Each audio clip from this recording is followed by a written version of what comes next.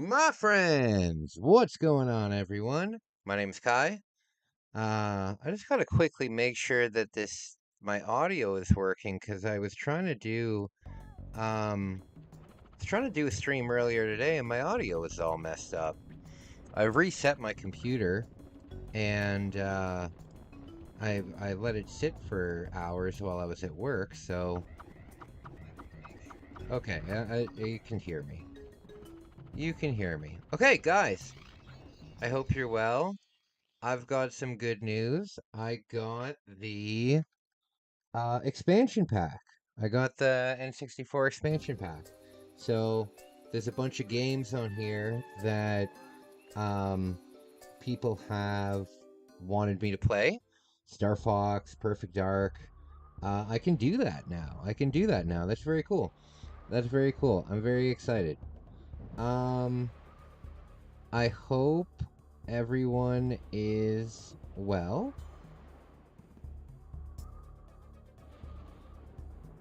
I hope everybody is doing well.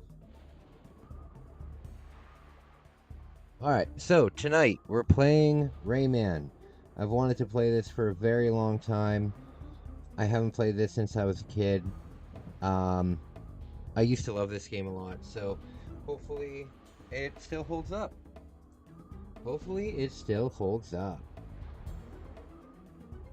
How is everybody? How is everybody? We're gonna have a nice night tonight. We have to. This is a collectathon. Hey, Rayman. Not Rayman. Hey, Rayman. Hey, Arcade. What's up, buddy? I was thinking about you a lot today. At work. When we get together, we're gonna have a great time. You know where? You know where I want to go? I want to go to a Giant Bass Pro Shops.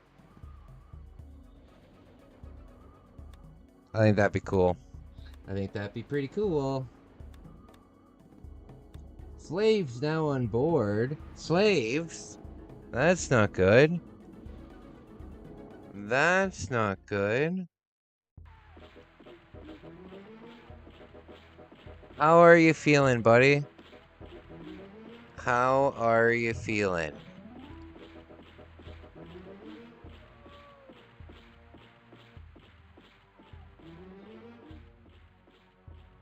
Hope you're good.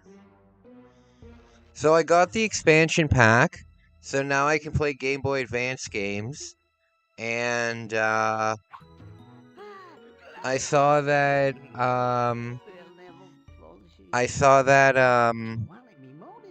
the Golden Sun games are on there. Golden Sun's awesome. You're feeling lonely? You know what, buddy? I've also been feeling lonely lately. Luckily, is this my nipple? Oh my god, it is. Look how thin this shirt is. Look how thin this shirt is. Yeah, luckily I'm able to come on here.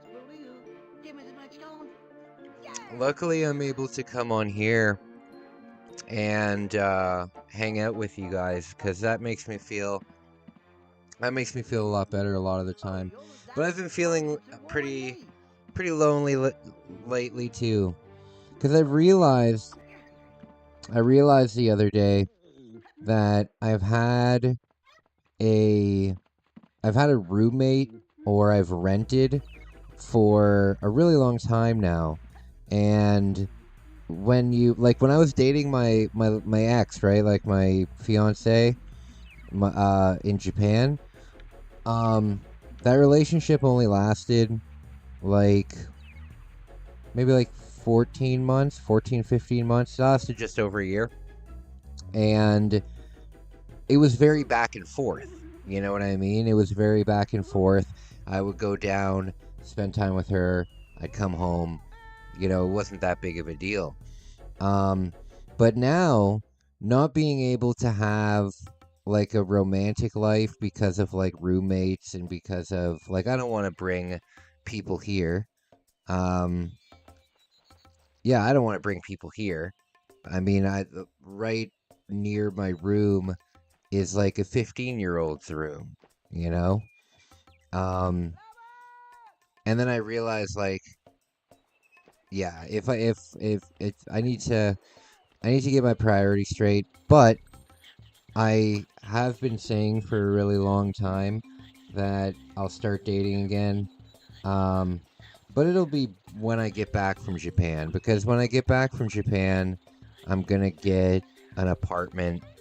Um, I'm gonna get an apartment. I'm gonna be opening up my business. Um, it'll be nice. All right. So what do we got? We got this little swamp here. Once I have my own place, I can start, thinking about doing that. Because I haven't had that in a little while now. I haven't had that in a little while. I've been single since I broke up with Megumi, and it's been in, I think in September, it'll be 2 years. So it's been a while. It's been a while.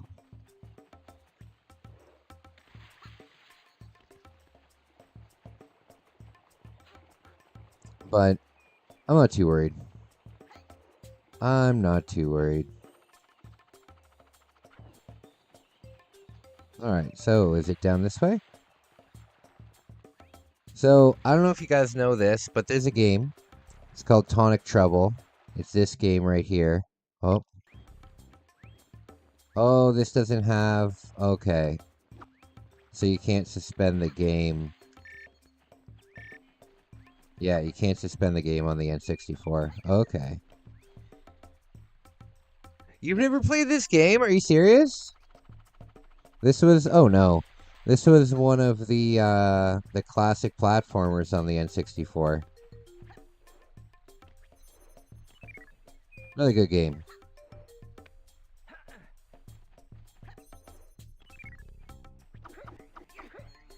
Oh, Lord.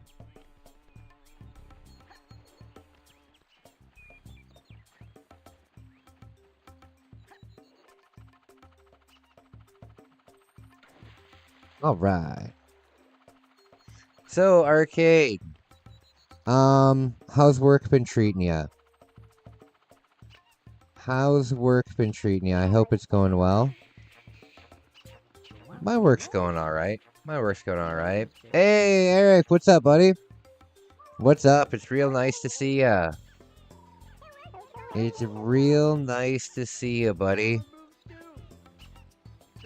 Nice to see you, buddy. Arcade, well, hopefully this playthrough will... Hopefully this playthrough will open your eyes to it. Oh, no. Most of the Super Nintendo games I want to get when I go to Japan are expensive. And, not happy about it. Not happy about it. It's good to see you too, buddy. It's good to see you too. How are you feeling? How are you doing?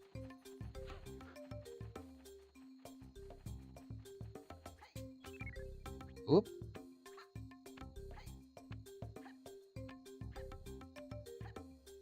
How's the weather over there in Florida? Probably way better than it is here. It's ungodly cold here. You know what? It's so cold that today, when I was walking home from work, right? I said to myself, "Wow, tonight is a pretty warm evening," right? I had my hands out of my pockets and stuff, and it was minus 18 today. It's been so cold lately that minus 18 has felt cold. Has felt warm to me, because lately it's been like minus 26, minus 27. Still like 20 degrees here. Lucky guy. I would be very happy if I dealt like that. Wait a minute. Florida's... Oh, 20 degrees Fahrenheit. Florida is under a winter advisory? What?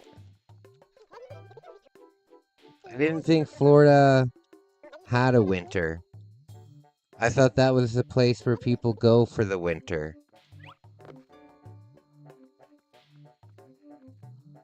Only Tennesseans know how to do this, but the passage requires 5 lums, and you don't have 5? Uh-oh.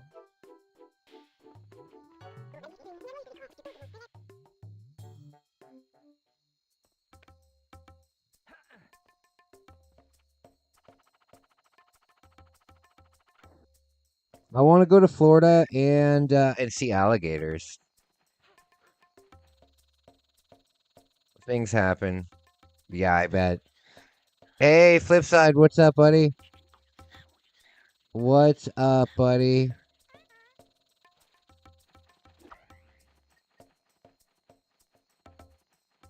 Okay, so we gotta find other stuff, I suppose. Rayman 2, yeah, Flip. I got the expansion pack, and you know what that means? That means that we can play Star Fox. We can play what other games were requested but I haven't been able to play? Oh, I haven't been able to play Perfect Dark. There's a racing game on there too. Ridge Racer. I've never played it. But it might be good.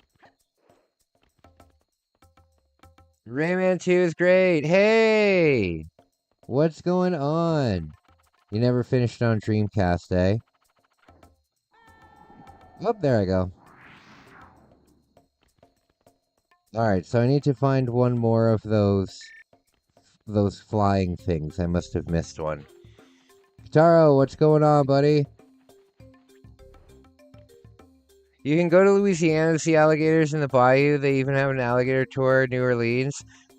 Oh, that sounds really cool. That sounds really cool. Isn't New Orleans, or New Orleans, isn't it, really dangerous, though? Like, I like to do solo travel and stuff like that.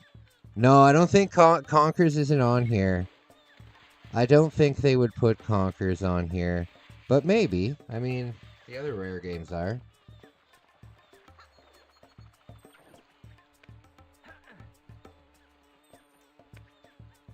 But by getting this, damn it.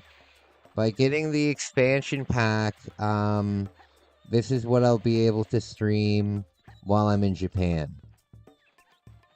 I got the expansion pack so I can, stream, in Japan. So now when I go, I won't have to bring so many systems. Now I've got the Sega, the Game Boy Advance, the N64, the Super Nintendo, the Famicom. I've got everything. So it's good. That's why I love this Switch.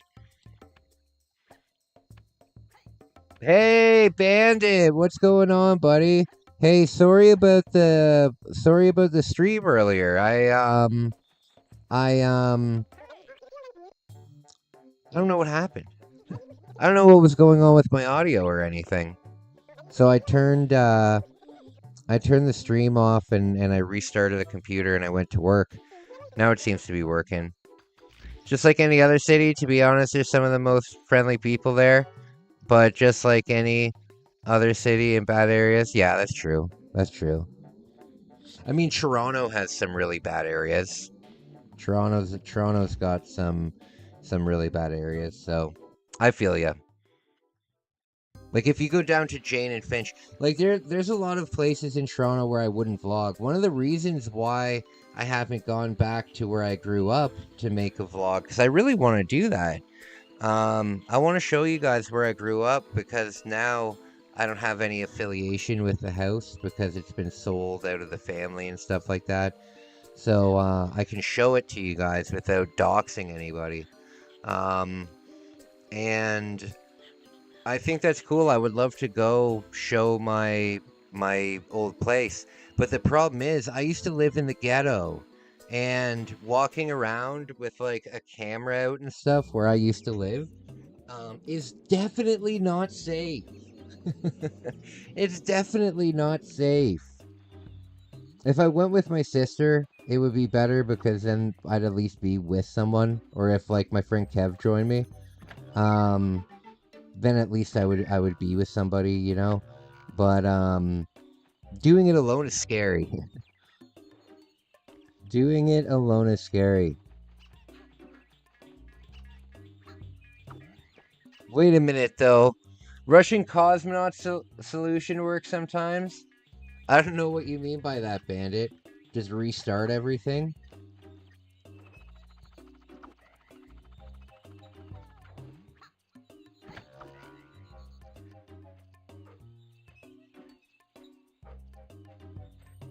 Alright. Have you guys ever had a Funyun before? Or have you guys ever had a pork rind before? A pork rind, like the ones that you can get, like they're in a bag. They're in a bag like a bag of potato chips, but they're pork rinds. I have to tell you, I ate some pretty disgusting things in Japan, right? I ate some when me and Megumi went out for dinner. I would pick dinner one night, and then she would pick dinner one night, like the restaurant, right? And she would take me to eat some of the most, like, I'm talking like raw chicken tartare. Why? Why? Who thinks that's a good idea? Japanese people do, apparently. But nothing in my life has tasted worse than a pork rind. Funyuns are great. Are Funyuns pork rinds? Or are they some sort of onion that is fun?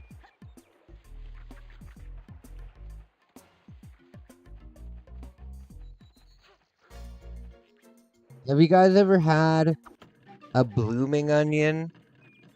I haven't, but I think that it's funny. I think onion rings are the funniest thing ever, because I've always thought, like, when I was a kid and I was learning about like geography in different countries and stuff, and I learned about Russia, I imagine that Russia only has onion rings. They don't have French fries. They only have onion rings.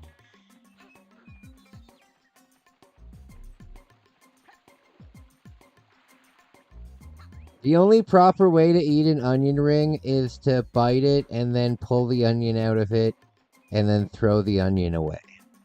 It's the only way to eat an onion ring. And to be honest with you, I enjoy onions, but I don't like cooked onions. I don't like cooked onions. Give me raw onions, I'm a happy man. But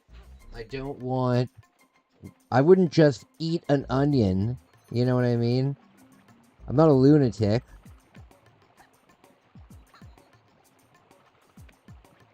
How do I get to this?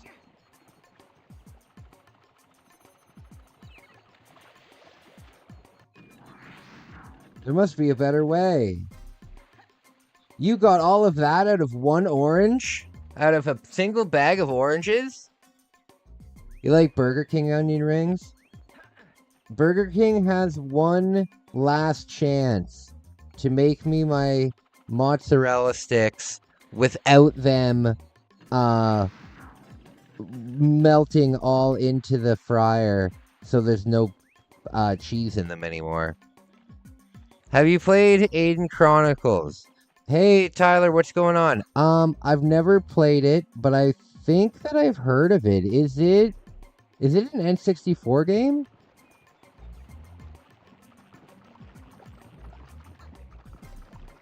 I think it was the elusive Nintendo 64 game for me. Let me look it up real quick.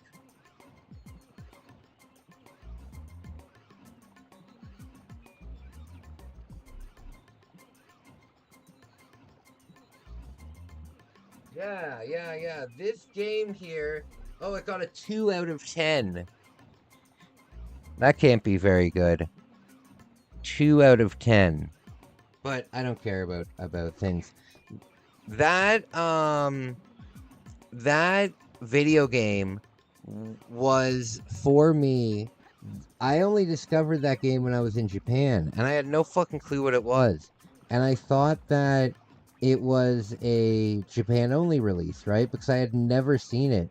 And I've been collecting for the N64 like forever. Like I've never stopped collecting for the N64.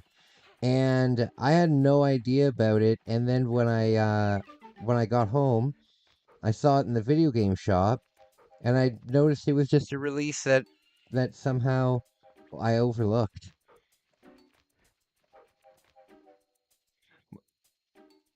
Most fast food workers are trash at prepping food.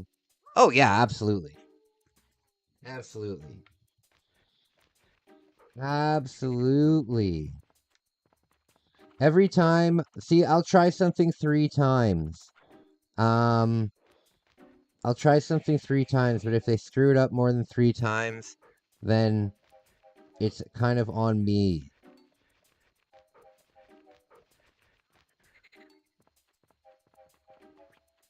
All right. Yeah, I really don't eat fast food anymore. Even my Burger King, like my monthly oh no, I got damn it. My monthly Burger King runs, it's just too expensive now. Because for a few dollars more, like for an extra $5, I can order a large pizza. Hey, what's up, buddy? I can order a large pizza, a large garlic bread, and a meatball sub. And I can split that into like 5 meals. You know what I mean? So with a tip, that costs around $30. And the meal that I get the Bacon King meal. It's like $23 here. It's like $23. So, I just don't eat it anymore. I don't eat it anymore. And you know what? I don't even get Mac attacks anymore. I don't even get Mac attacks anymore. I bet you the next time I eat a Big Mac will be in Japan. $6 for a Big Mac alone? Dude, if a Big Mac is only $6 where you are, that's amazing. A Big Mac here, if you just want the Big Mac, it's like $8.99. If you want the meal, it's like $14.99. It's ridiculous. And you know what sucks even more? Like there used to be like a hierarchy of fast food, at least here in Canada, right? Like, if you went to a Canadian fast food chain, you'd be paying a little bit more. But our fast food chains kick ass. Like we have this place, it's a burger restaurant, and it's called Harvey's, and it's really fucking good. They do burgers the same way that Subway does subs. So you order your burger, and then there's like a big condiment table there, and you tell them what to put on. So you can get whatever you want on it. It's really good. But back in the day, it was a little bit more expensive than like McDonald's, right? If McDonald's was $10, the Harvey's was like $15, but it was better. But now those places are essentially sit-down restaurants at this point. The Big Mac is only $7.99 for a medium. Yeah, but you're in the States, and you're in a lower income state. So fast food is gonna be pretty cheap where you live. That's how they get you. That's how they get you. $10 here. Yeah, it's ridiculously expensive. So I don't really eat fast food anymore. I don't consider pizza fast food. But pizza's the only thing, and I have to order pizza from a specific. I have to order it from a specific restaurant because if I order it from any like major chain, right? They want you to order it all online. You can't just call them and tell them what you want.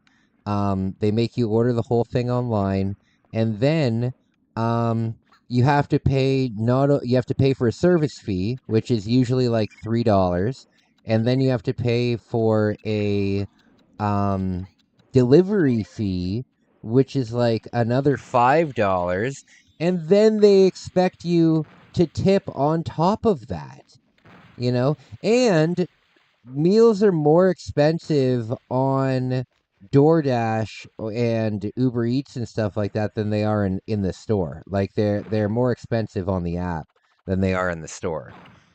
Oh God. So not only are you paying an extra, for fuck's sake, not only are you paying extra for that, it's just so expensive.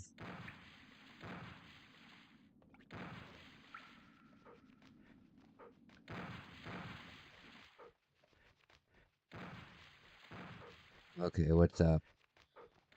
You know what I am really excited about though, and this might sound trivial, but the adults, oh God, any adults, any young person watching might not care at all, but any full grown person will appreciate this. The grocery store that I go to, they started um they have this new line of food, and it's just food in a bag for $10.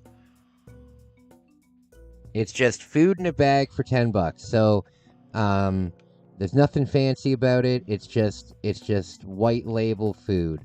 But now I can get like a big bag of chicken wings. It's enough for a bag of chicken wings is enough for 2 meals, but it's $10.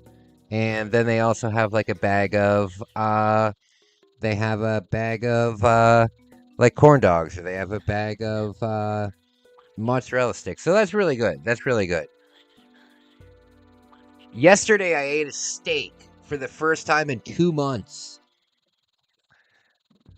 I'm not tipping you for doing your job. No, I totally agree. I don't believe in tipping unless I'm back. YouTube did not like me disparaging. YouTube did not like me disparaging tipping. This is not good. No, I don't like tipping at all. In Japan, there is no tipping, so you save a ton of money eating out.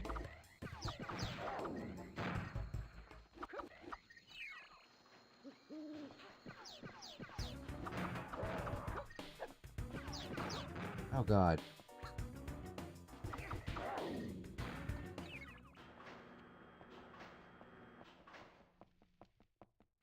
So nice to see everybody. Bandit, how are you feeling today, buddy?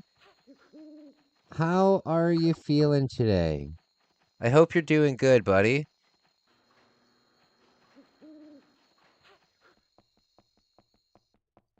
Is it true? Is it true that in the 50s people would have like Sunday dinner where they would have like a fucking Christmas feast every Sunday in America? Is that like the American dream? That's mind blowing to me, but I like it. I like it. As long as I didn't have to do any of the work. And being in the 50s and being a man, I wouldn't have had to. But no, that's wild that people used to people used to do that. You know what else I think needs to make a comeback? Dinner parties. Formal dinner parties. You know how many dinner parties I've been to in my entire life? Two, and I hosted one of them.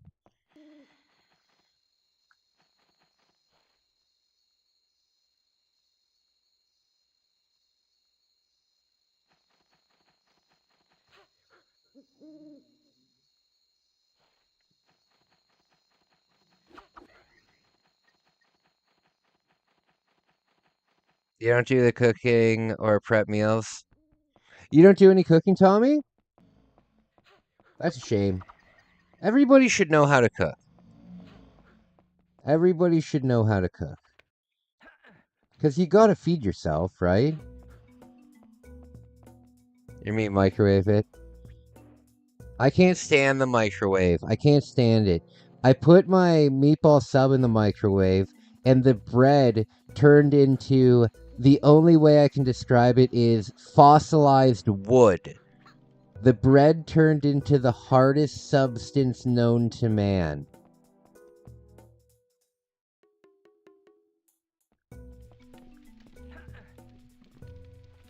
Alright. Do you know that if you put balsamic vinegar and honey together, you'll create super glue? Did you know that? Balsamic vinegar and honey.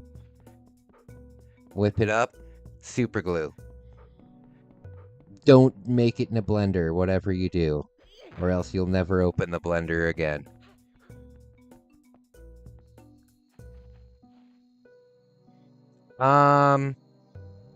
Or doing...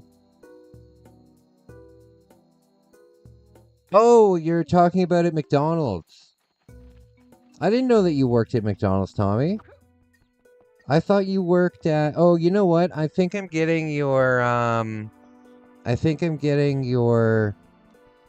your work mixed up with, that group that you belong to. Can I climb up this? Oh, okay. That, support group that you belong to. What's it called? People First or something? The handicap group? Sorry about that. Alright, so what do I have to do? What kind of sorcery is this? Sauerkraut with soup, onion mix, Worcestershire sauce, and kielbasa. That's true. Dahab. Yeah. That's what I'm thinking of.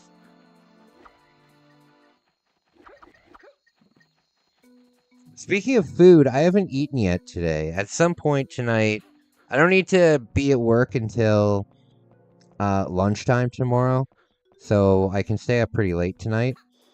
So I'll be here for a while, but at some point I am gonna make myself some chicken wings.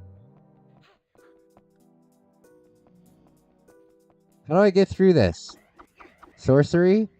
Simply quote a Bible verse. Oh, god dang it.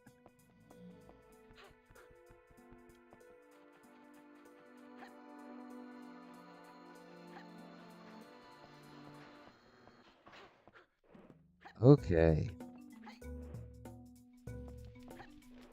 Did I tell you guys? I called my doctor for a doctor's appointment, and they're like, okay, we'll call you back, and we'll let you know when your doctor's appointment's gonna be. And I'm like, oh hell yeah. And they call me back and they're like, okay, how's March 28th for you?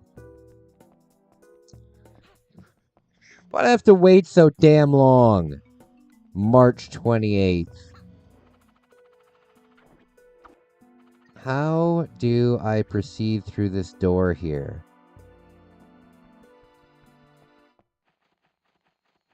Move around during combat. Okay, I already beat the person. I already beat the person. So there's nothing else up here. I used that to blow open the door.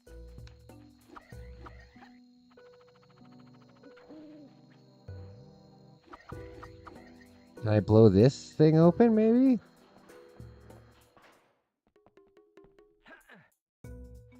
I really want to see Mount Fuji when I'm in Japan this time. I went to Mount Fuji the very first time I went to Japan, but oh come on. But I definitely want to go back. I'm hoping Arcade will join me on that. I hope Arcade will join me on that. That would be very cool. Okay, so you can't blow that open. That's where I came. Oh, there's... Is there any other way to go in here? No, there's nothing here. Maybe I forgot something in the bottom. Great news, I get to do an art show in March? Oh, cool. What kind of art are you doing? That's cool.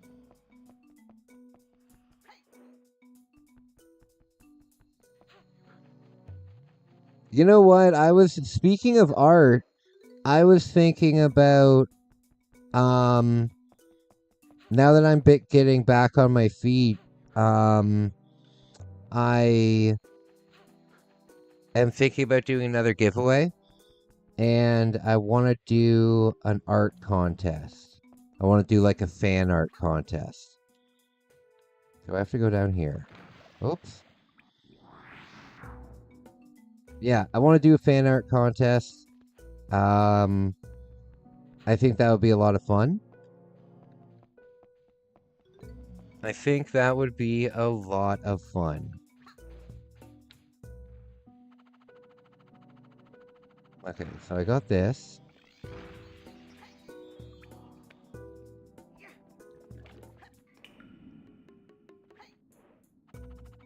Oh, damn it. I hope I have to go back, because I can't find anything over there. Can I switch?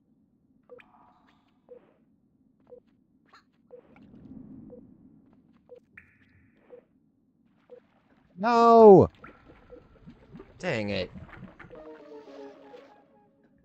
You're gonna do 3 paintings to show. Cool. Cool, good for you. Good for you. I would love to know how to do that stuff. I don't think I could ever be very good at drawing, but I think I could be...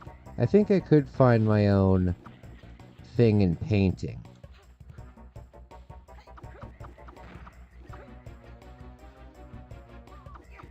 Oh, I know who won. I know who won the Rumble. We got, what's it called? Reigns and Liv.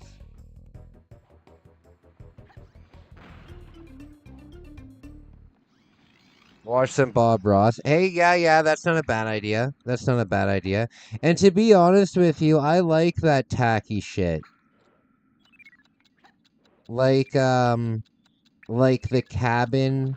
Oops. Like the cabin, like in the Snow Valley. I love that.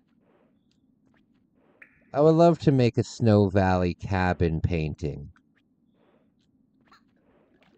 Do you guys remember the show? Now this was an amazing show.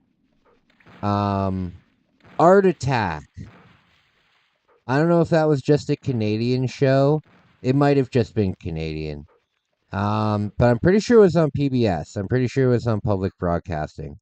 And yes, Art Attack. Art Attack was a show back in the 90s, maybe even the early 2000s. Where this very Australian guy would just show you how to do arts and crafts and stuff. And it was awesome. And then every once in a while he would say, "Oh no, it's time for an art attack." And then he would go into this room, right? It was this big black room. And he would have boxes of salt. And then he would make a portrait out of salt, and you were supposed to guess what it was while he was making it. It was very cool. It was very cool. And when I was young, I grew up, my mom and dad were in a band, right? But when they weren't touring or when they weren't playing shows, they usually, they played a ton of shows during the summer. They played, like, the festival circuit and stuff like that. So they played shows all over the United States from, like, April until, like, October. But for the rest of the time, my mom ran a daycare. And we did lots of stuff like that, like arts and crafts. So, Art Attack was a big part of my childhood. Pluto TV is good. He has a free video channel on Pluto TV. Oh, okay. Bob Ross does. That sounds cool. Maybe I'll check it out. But I don't really have any of the supplies. And wouldn't the supplies for this stuff cost an arm and a leg? Like, isn't paint really expensive? I remember I wanted to get into models. I wanted to get into Warhammer, not necessarily to play Warhammer. What I wanted to do was I just wanted to build and paint them and then sell them. But I looked into like a paint kit and stuff, and it was so expensive.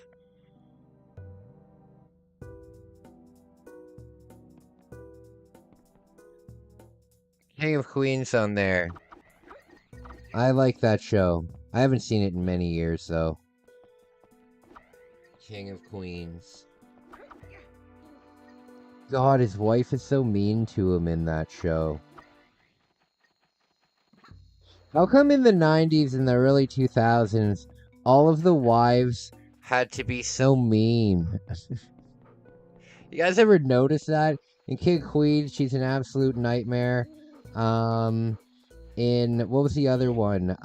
Everybody Loves Raymond. Maybe use a painting app to start. A painting app to start? Oh, that's true. I could just... But I don't think any of that would translate, would it? Like, for example, I can play the acoustic drums, like a regular drum set. I can play that professionally. But if you asked me to play one of those practice drum sets that are just made out of rubber, I wouldn't be able to play it. I'd be able to play it in theory, but it would sound like garbage. Oh, there's a window here.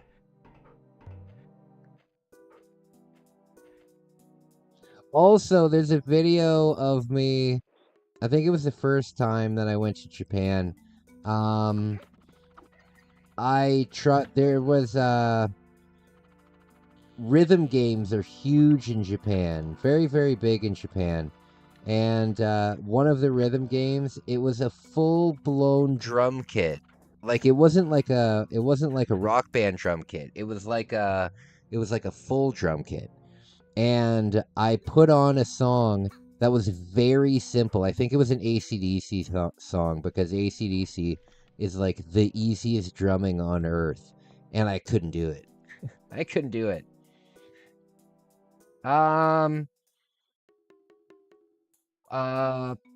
Maybe use it. Oh, true. Just use Super Mario Paint. I'll become a world-renowned artist with Super Mario Paint. Well, you know what I do plan on doing, which will be pretty cool. I plan on getting a Game Boy camera. I plan on getting a Game Boy camera, and then while I'm in Japan, I will use the camera, and I want to take like a picture of Mount Fuji with the Game Boy camera, or like take a picture of just these beautiful temples and stuff with a Game Boy camera. Also, I've always wanted to do a live stream from a Game Boy camera, and I figured out how to do that. So that would be really fun. That would be really fun. Live streaming on a Game Boy camera. I figured out how to do it. It's really not that complicated. How is this not open yet? What did that switch do?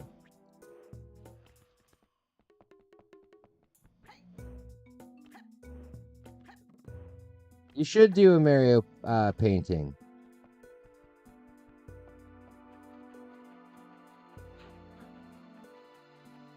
What did that open?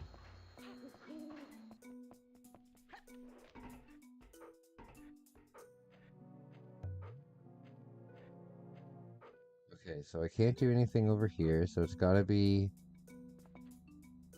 Oh, here. Oh, goodness.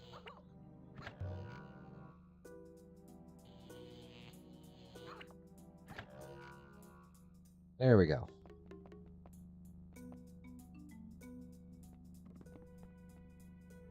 Flip side. So nice to see you guys. Thank you guys for all the support that you give me. It means so much to me. So much to me.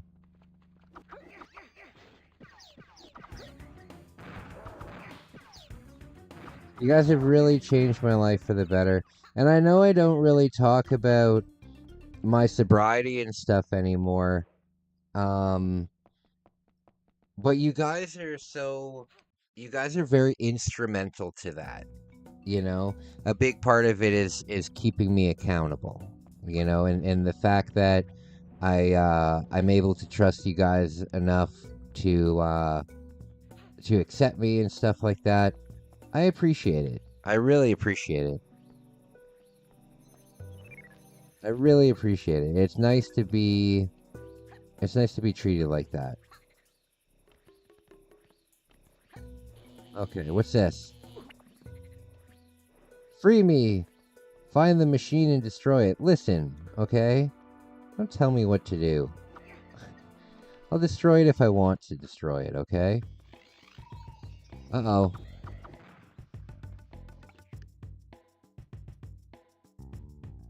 Thanks, guy. You're too sweet. It means a lot to me. What am I supposed to do? Obviously, I'm supposed to...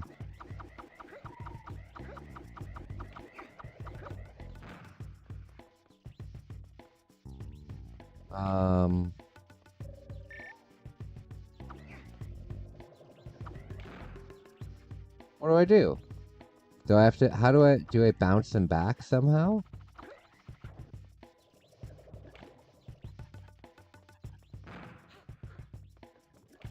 What do you guys think?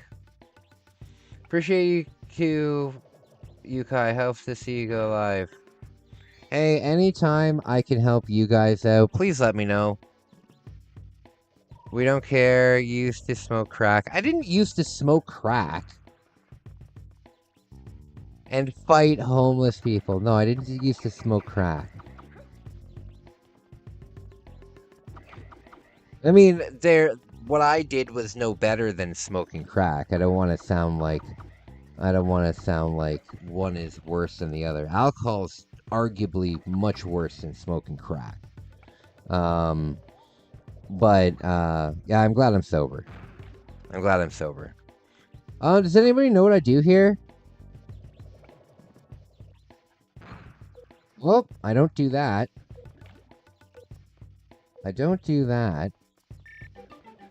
Toss a keg in the air, shoot it, and catch it. What? Keg? Oh. Okay, I get it. Oh, God.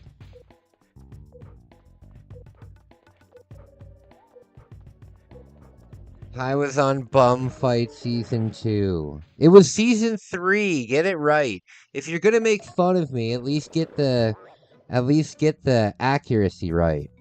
That's how I lost these damn teeth.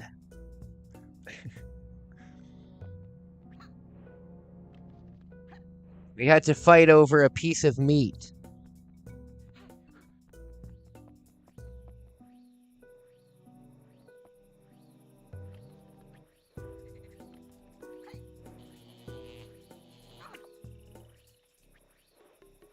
I would love to get into Yu-Gi-Oh, but my brain just can't handle all the information that I would need to learn. You know what I really wish that I did have, though? I really wish that I had the original... No, it probably wouldn't be that expensive to just look up the deck list. This is actually something I should do.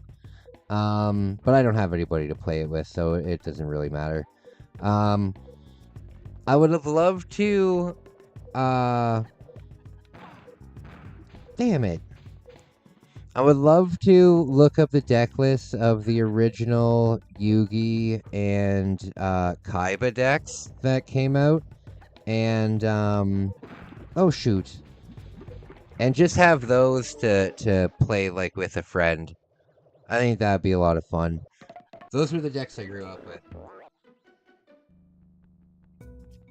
I remember one Christmas I got both of the decks, and I was so fucking excited.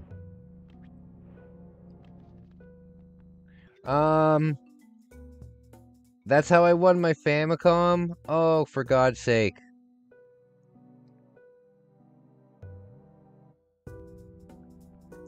I have a few of my 90s Pokemon cards. I have my Mr. Mime.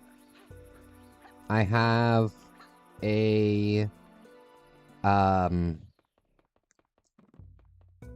Magneton, and I have, oh shoot, and I think there's one more.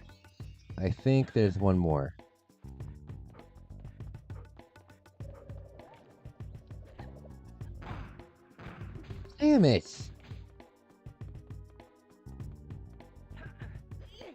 I want to get, there's a bunch of base set hollows that I want to get.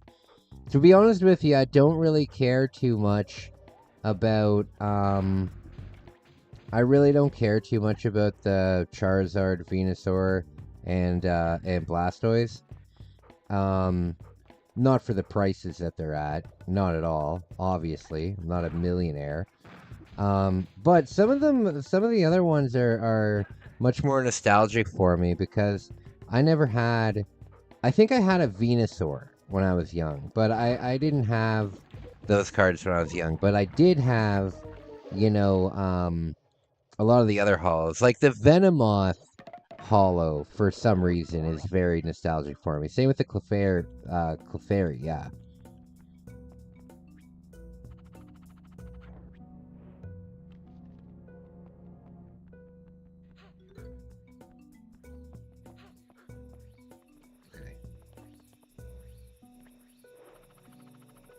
So you can't do this. Oh, Lord in heaven. Oh, I know what I can do. I can just throw it up and shoot it. Oh, for the love of God, Kai, I've been trying to dodge it. Not very smart, Kai. Sometimes you're very smart, not today, Kai. There, that's all you need to do. There we go, my friends. Oh, God. Boom.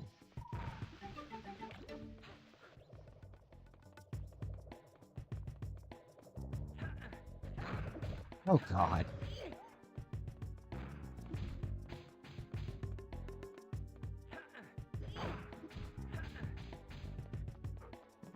You're getting old. I don't collect anymore, really anything. Just selling everything. I feel ya. I don't really... I collect a lot of things. A lot of the stuff that I collect, though, is going to be inventory in my store. Like, all of my games, I'll definitely keep, you know, some of my games, but most of the games in the background, I purchase them all with the intention that I'm going to sell them. You know, that's why I want to get the EverDrives up and running. Because once I get an EverDrive that has all of the games, there's not really much incentive left for me to keep the games, you know? I'll keep some of the really, really, really rare stuff that I have. I'll definitely keep it. But yeah, the rest of it will be for sale.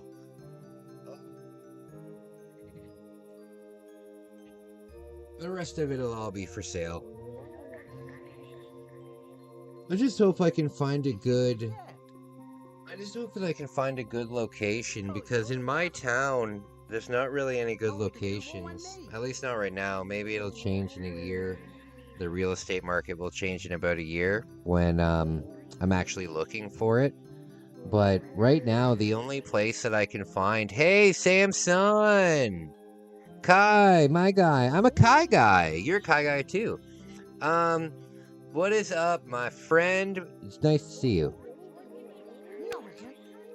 Yeah, I've been looking for different locations for my shop, but the only place I can find right now is like this barber shop that I guarantee you will go out of business within the next year, but it's in a bad location. There's no foot traffic at all. Um, you would have to know about it to it's not too far out of the area of foot traffic, but it's still out of foot traffic, and I really need to have a storefront with foot traffic. How are you feeling, Samson? I hope you're well. I hope you're well. You know what, though? I don't know if Arcade is still here, but when I do open my shop, one thing that I'm going to do is I'm going to do a lot of video game tournaments. I'll try to do like a different video game tournament um, every like Friday or Saturday night. And we'll do all sorts of games. You know, we'll do a Mario Kart one, we'll do Smash Bros, we'll do Mortal Kombat. For one of them, I will invite Arcade down to be a feature attraction, and I'll have him do his playthrough where he beats Mortal Kombat on the hardest difficulty, and uses a code to turn every match into an endurance round. I'll bring him in for it. It'll be fun. I'm doing good. I see we both have the same idea. Just beat Banjo-Kazooie. Oh, you just beat Banjo-Kazooie? That's very cool. That's very cool. You know what? I completely forgot that the boss of Banjo-Kazooie is like that quiz show, and most of my collection is Japanese. And I played it on the channel when I got back from Japan because I had never beaten Banjo. I had played it a lot when I was a kid, but it was a rental, so I never actually beat it. Um, and because I had the Japanese version, it was next to impossible for me to beat the boss. So I had to ditch it. Hey, what do you think about Banjo-Kazooie 2?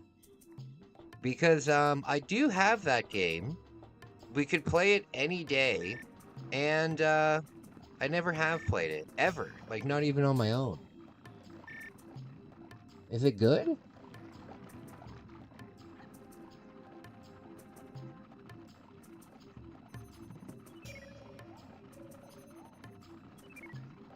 This game is really cool though. This game's very nostalgic.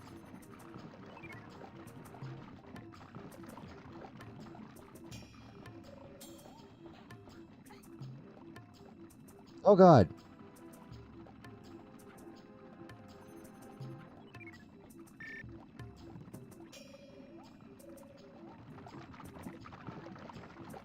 Oh, hear that sound? That glooping sound?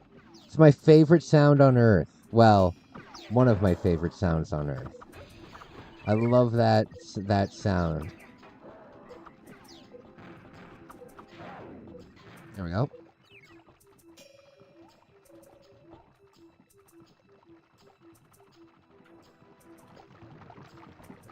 Yeah, so this sound here. I love it. The sound of very viscous liquid is one of my favorite things in the world. That's hilarious. I love Banjo-Tooie. I would love to see you play it. Well, you know what I'll do? Give me 1 second, because I've wanted to play it for a while. Banjo-Tooie.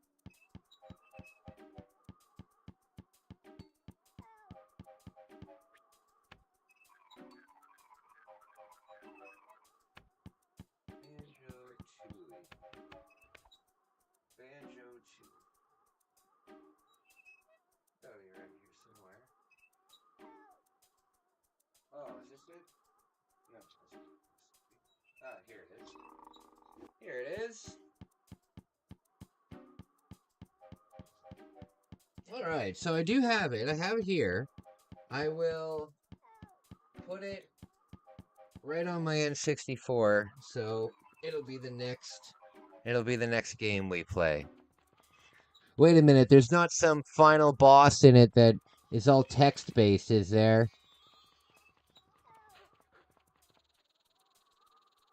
Will I be able to play it without the language? Like, is it easy to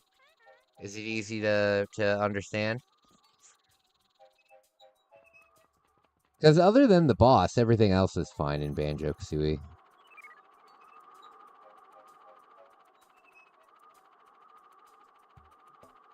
I think that the title of Banjo-Kazooie is very strange.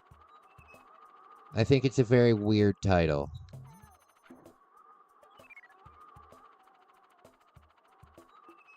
It's on the Switch Online? Banjo-Tooie is on the Switch Online? Oh, okay. Okay, I didn't know that. Oh god, no.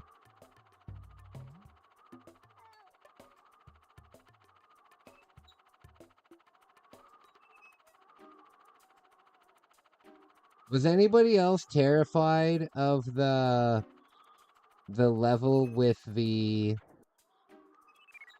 Oh no! Was anybody else terrified of the level with the big mechanical fish in it? The big was it a shark or was it a whale? I don't really remember. You know what scared me in Banjo-Kazooie was the sphinxes. Both of them are. Oh, okay, cool. Then I'll just play it on that. Which one's higher?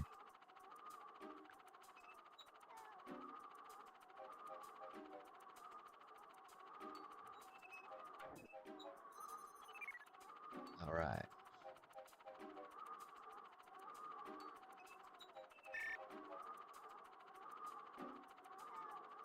Okay.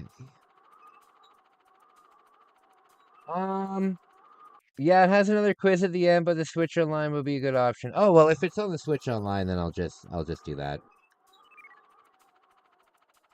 If that's the case, I'll just do that.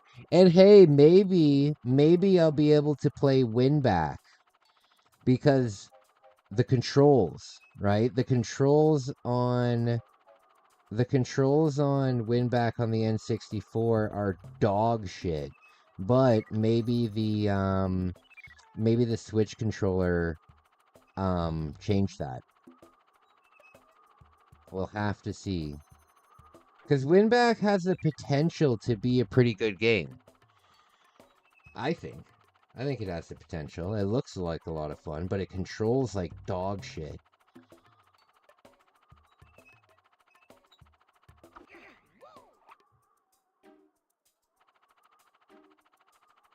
Right.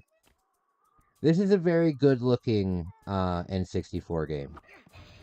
If I was... Oh, wait a minute. There we go. Breaking cages, their energy makes you less vulnerable. Okay, cool. You're gonna go to bed? Okay, buddy. Thank you for being here. Really means a ton to me. Thank you. Thank you, Tommy. You mean a lot to me, buddy. Thank you. I missed 4 of those baskets. Are you serious? 4? I can understand missing maybe 3, but 4 seems a little mean, to be honest with you. I'm guessing that this is all gonna come back to haunt me. We're gonna get to a point where it'll say, oh, you need 200 to proceed or some bullshit. Guys, I'm gonna quickly use the washroom. I will be back in just a second.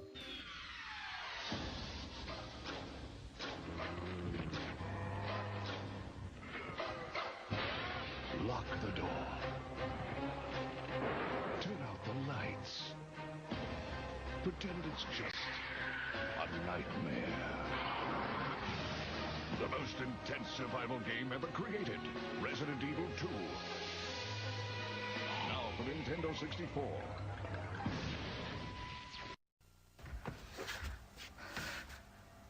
めっちゃめちゃにしてめちゃめちゃに壊す正義のために壊す8つのマシンを乗りこなせ爽快痛快メカアクション任天堂64ソフトブラストドーザー6800円決め手は高度なテクニック任天堂64が3月14日から16,800円になります。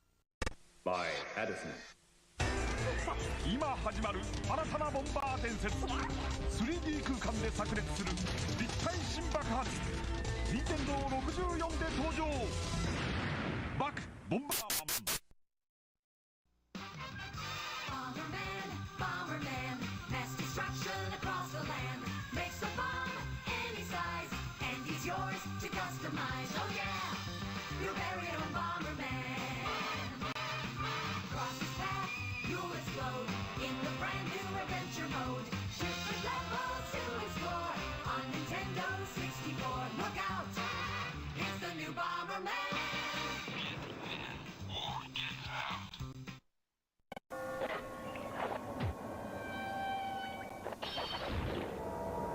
Killer outfit. Too bad the nightlife sucks. Dracula returns to Castlevania on Nintendo 64 from Konami. あのチョロ Q がついに64で登場チョロ Q64 転がり回れコースを作れ4人ではちゃめちゃバトルレース宝チョロ Q64 ついてるよ64手に入れた武器を自在に組み合わせて君だけのロボで戦え任天堂64カスタムロボ64今度のカスタムロボはタッグで戦う 2on2 バトルチームプレーの駆け引きがバトルをさらに熱くこのロボじゃ地上戦は不利だ空中戦で行こうよし行けよし仲間のピンチをチャンスに変えるチェンジのタイミングがバトルの決め手ロボもパーツもパワーアップ任天堂64カスタムロボ V2First on the scene, first with the news, last in the Journalists Invitational Softball Tournament. This is Hot Topic. Tonight, we uncover the real story surrounding Diddy Kong's latest adventure with never-before-seen footage obtained from Nintendo insiders. Now, here's your host, Trent Tillman. Hello, I'm Trent Tillman. The recent whereabouts of Diddy Kong have been a mystery. Until now. To get the story, we sent world-famous adventurer and thrill-seeker Dirk Monahan to catch up with the elusive chimp. Now, Dirk has run with the bulls of Pamplona and braved the raging waters of the Amazon in nothing more than an inner tube. He eats danger with a spoon, wipes his chin, and asks for seconds. Dirk, can you hear me? All right. Now, Dirk, you were the first human to experience the Diddy Kong adventure. Is that correct? Mm-hmm. And how did you do? Oh, I didn't think you could break that. What exactly happened?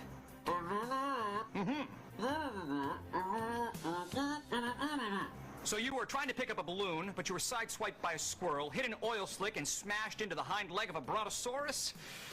Dirk, was Diddy a part of this? Why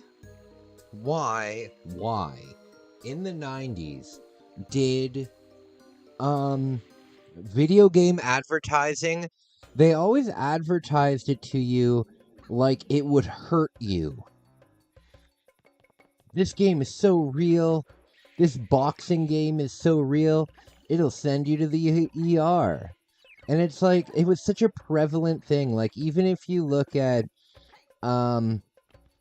Nintendo way back in the day when Donkey Kong Country was on the horizon, right? Hadn't come out yet. And there's this one part in the video where they kidnap a Sony executive, and they interrogate him because they think that he's a spy to find out about Donkey Kong. Back in the day, video games were looked at like only madmen would play them. You know, only kids would play them and madmen. Evil mad scientists. It's ridiculous. They wouldn't just advertise that it's cool to play their game. They would advertise that if you don't play their game, you're going to get beat up for it. The hell do I do? Could you imagine? Could you imagine a world now where that was the way that things are advertised to you? Hey, listen, if you don't buy this, you're a loser. Oh god, what the hell are these things?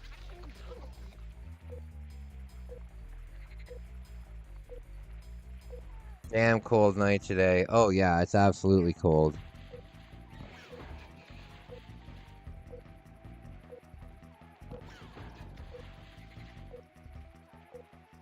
Oh lord.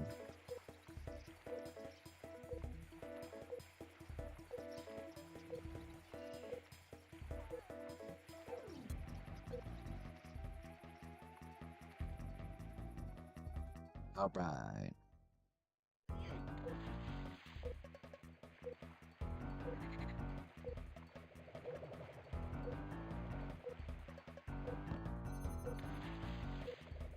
This is one of those levels that it's going to be tough to get all of the collectibles in for sure.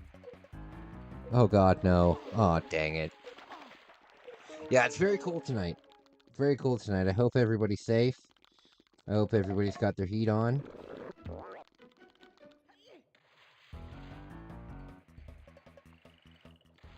Oh, Lord.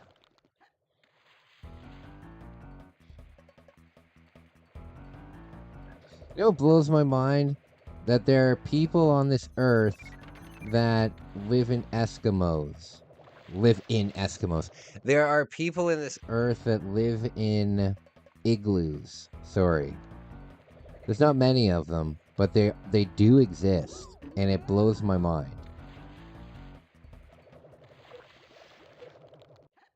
Or like you'll see on YouTube some guy living in like some off-grid shack that quite literally is just made of sticks. And, oh, come on now. And he'll just be like chilling out through the winter. And that's crazy to me. I would love to do a survival challenge for like a month, maybe even 2 months. However, I wouldn't do it in the winter. I like winter camping too. Like, I don't mind winter camping, but I've only gone winter camping a few times, and you know, it's for a few days. It's not a very long time. The nice thing about winter camping is you don't need to deal with any bugs. All of the things that you would do normal camping, you can still do. You can still chill out around the fire. You can still go fishing. You can still go for a hike. You can still do a lot of these things. But there's no bugs. You can't swim though, obviously. You know what though? I'm scared of oh, for fuck's sake. I'm scared of swimming in like lakes and the ocean and stuff like that. So I don't really worry about swimming that much. The only time I ever really swim in a lake is if there's like a cliff on the side of it and you can jump into the lake from the cliff. Then I'll jump into the lake, but I'm not going to stick around and just hang out in the lake. Dang it! Have you watched Life Below Zero? You know what? I think I've seen a few of them. I think I've seen a few episodes of that. Yeah, it's insane how people live. Like, we look at... Like, I have to walk to work for over an hour, right? To get to my work, I have to walk there, and it takes over an hour. And in this cold, it sucks. You know what I mean? But there are people out there that go through the most ridiculous things in their day-to-day. You know, it fudge! This reminds me of Battletoads. Yeah, it's crazy. You know what? I would love to I think my YouTube channel is big enough where I could start putting feelers out for this. But I would love to make I do a lot of travel stuff on the channel. And we have this place in Canada. It's called Baffin Island. And it's as far north as humans have gone. I mean, humans have gone all the way up north, but it's as far what is going on here? It's as far up north as humans have settled, you know, and it's right like on the tip of the Arctic, you know. I would love to go there for like a month and just live there and see how they live. I think the YouTube channel is big enough that I probably could do that. I can't imagine that the people that live there have that much money. So if I were to say, hey, I'll give you like $1,000 to, you know, give me a spare bedroom, if that even exists.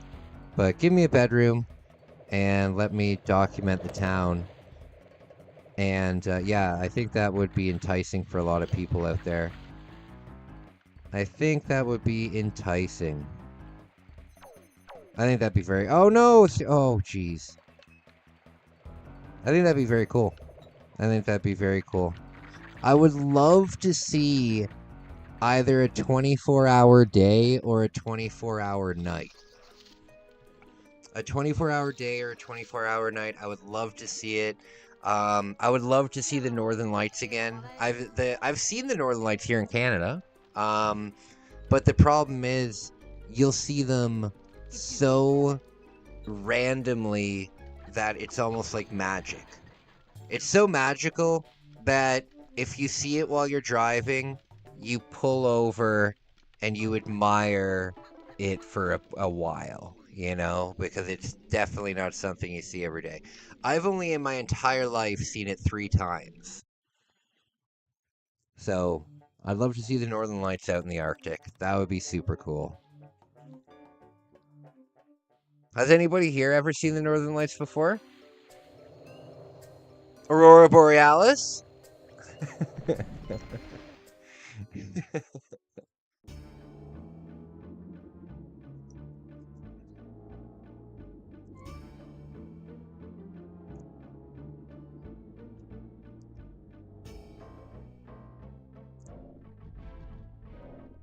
Flipside is ageless. Flipside is an ageless wonder. She's like Andy Milonakis.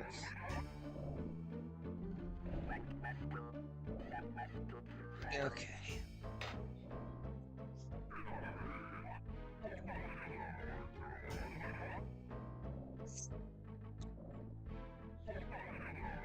Okay. What's up, guys? Look at my see-through shirt. I need to put on something. I feel exposed.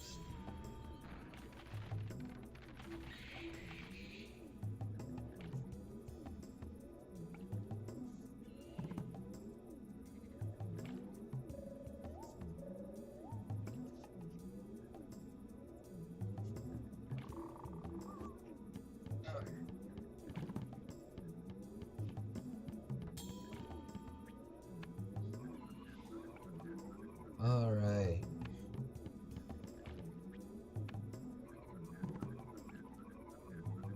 Estrogen's a hell of a drug. You hear that, guys? If you're getting self-conscious about how you're aging, just take estrogen. According to Flipside, it'll make you feel better. Is that a Hello Kitty hoodie? It is! It's a My Melody hoodie. Look at the back of it. It's very sweet.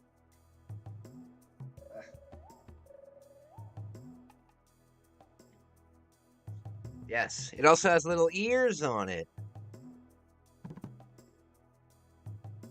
It's my chill time hoodie. I wish I seen them, but because I live somewhere in south part of the United States, I can't even check them out. Oh, that's a shame. Yeah, you're definitely not going to see that out in the south. That's why it's called Aurora Northern Lights. Aurora Borealis. So funny. At this time of the year, all in your kitchen. Yes. Can I see it? No. Oh no. Oh, damn it. It's very common in the north. Well, it's not that well up like in the Arctic it's common, but it's not common like just normally in Canada. I've only seen it where I live here in the Greater Toronto area. I've only seen it once here. The other 2 times I saw it, I was living in Alberta.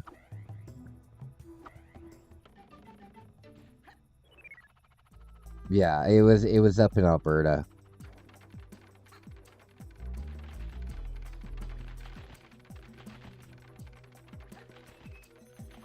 Oh shoot! I also want to figure out how to do that. Oh dang gummit!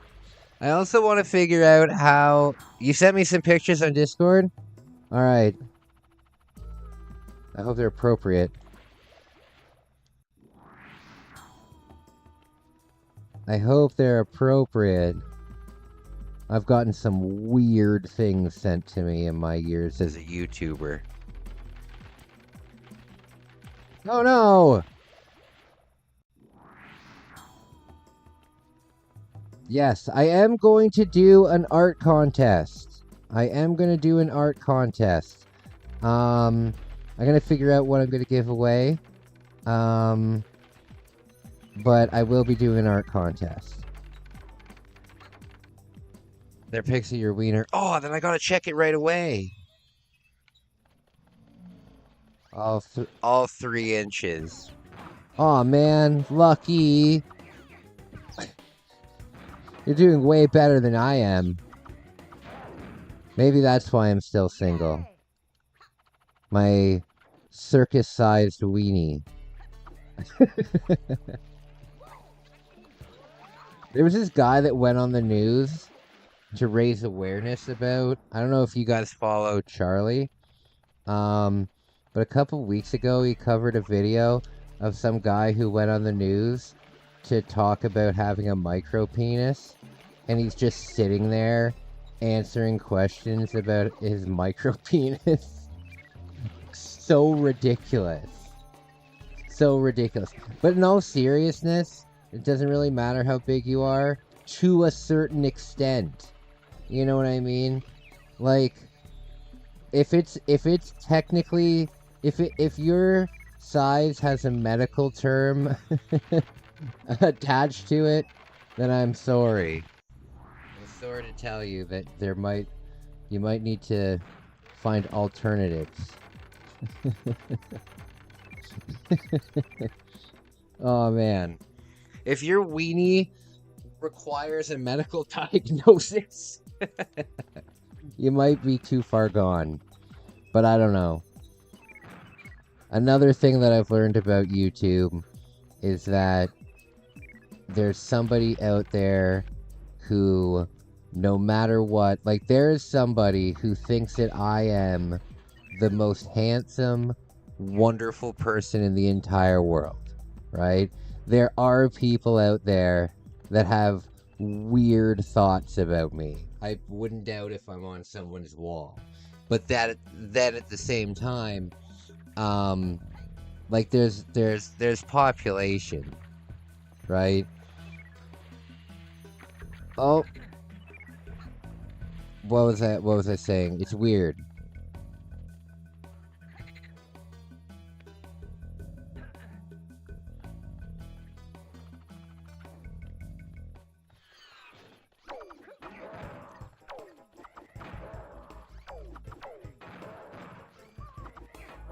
Okay.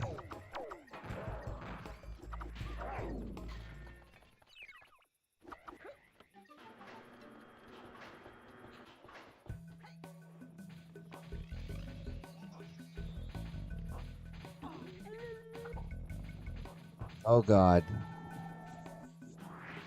My friends! So nice to hang out with you guys.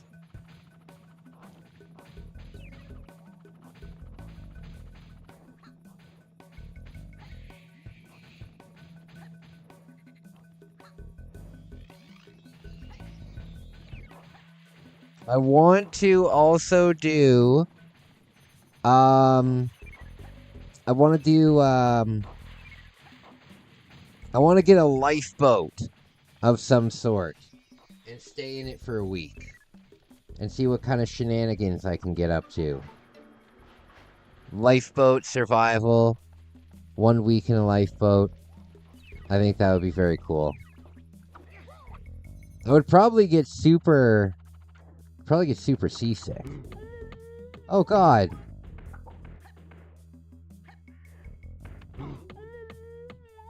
Oh, you know what I discovered at my work today? That I can't believe that I didn't think... What? Who is this guy? I'm astonished that... Is this on a timer? Oh, it is on a timer. I'm astonished I didn't think of it before. I can make myself as many root beer floats as I want at work, and I have never once made one until today, and I really gotta watch it. I gotta limit myself to like 2 of them a week, because I'm trying to stay in like really good shape, and yeah, the root beer floats are not gonna help me keep my shape. Not at all.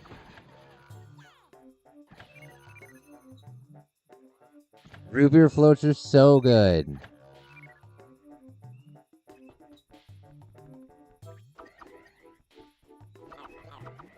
Oh, here he is. I like his little hat. It's like bigger than his entire body.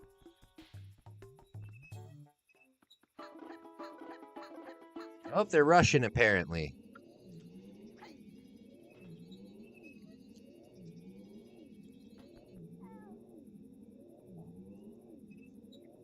So guys, when I do my camping trip this year, I am going to dedicate it to men's mental health. I'm going to the month that I'm come on, Kai. July. So in July this year, I'm going to be raising money for men's mental health. Not really mental health. I'll tell you what my plan is. But I'm planning to raise money for people in disparaged kind of... I'll tell you more about it. But all donations that I get from in July are going to go towards that. And when I do my trip, I'm going to raise awareness about men's mental health during the trip. So I'm going to be raising money for that. And what I'd really like to do, I think this is a really good idea, but when I was with my fiance, she got really mad at this idea because I guess just the culture and stuff. But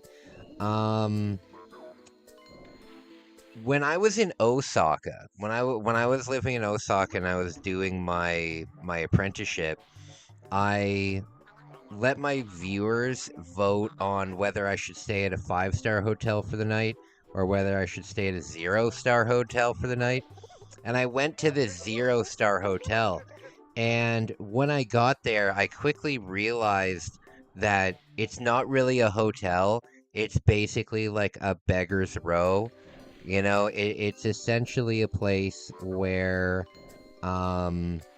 people that are homeless go at nighttime. You know, the rooms are only $8 a night, so a lot of the homeless people will they'll go out and beg during the day and then come back with the $8 and then just stay there, right?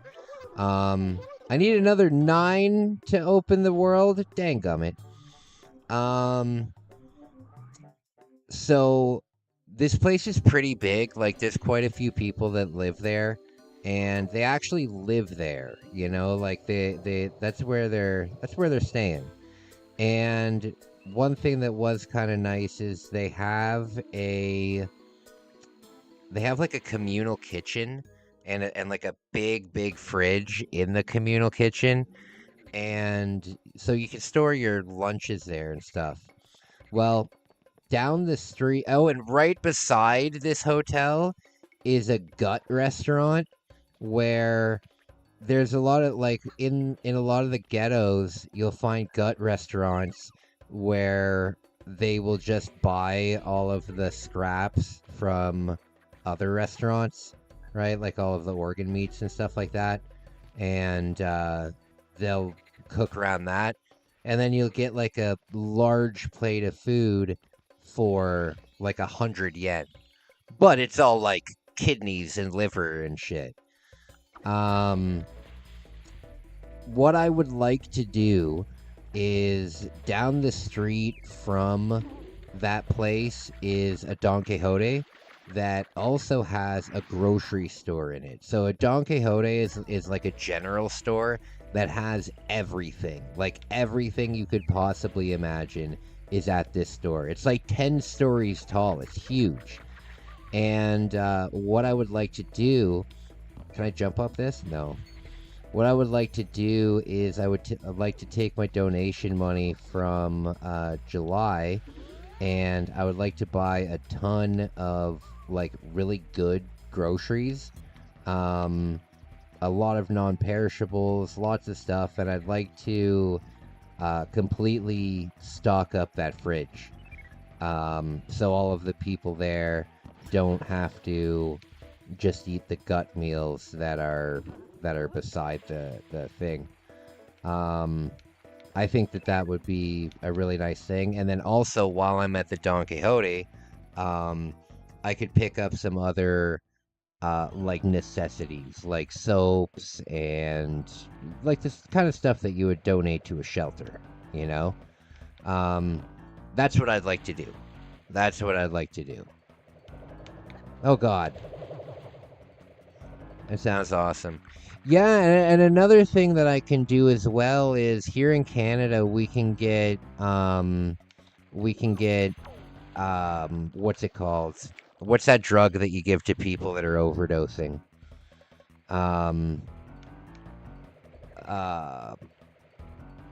you guys know what I'm talking about? It's a drug, you spray it up their nose. You give it to them when they're overdosing. Here in Canada, we can get those for free. It's just called here in Canada, it's called Noxalone, but Narcan. Yeah, here in Canada, it's called Noxalone, but same thing. And we can get that for free here. And what I was thinking of doing, I'd have to look up the legality of it, but I can't imagine it's illegal in Japan. But we can get free kits here.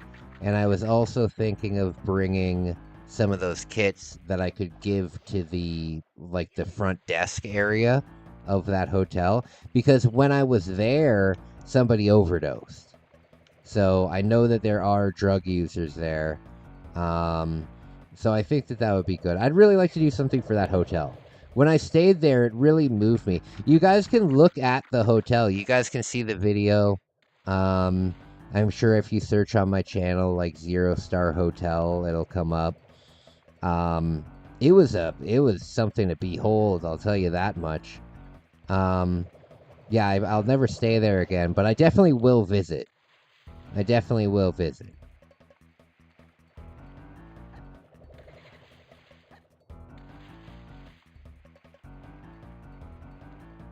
All right.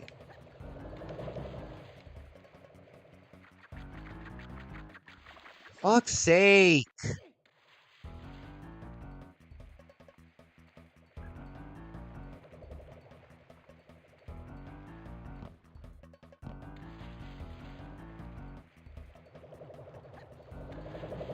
Okay.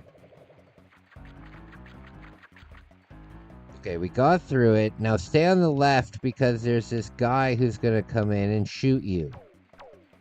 There.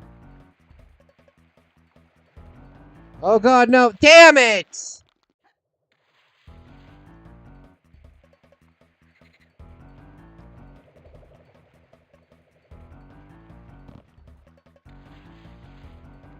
Alright, thank you so much for being here. Oh, goodness gracious!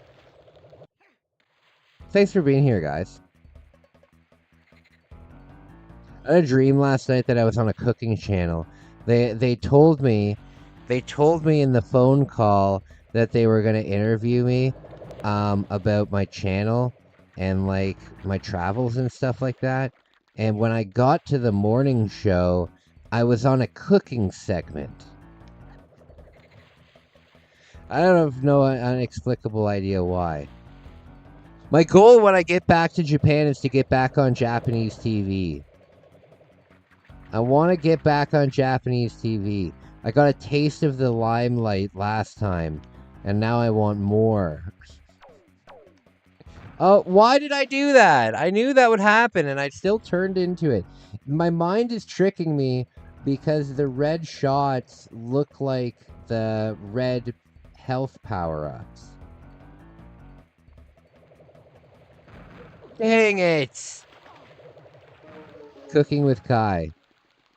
When I get back to Japan, I will be doing that. I will be doing cooking. I'll be doing a lot. Is the clip on your channel? What clip? The hotel?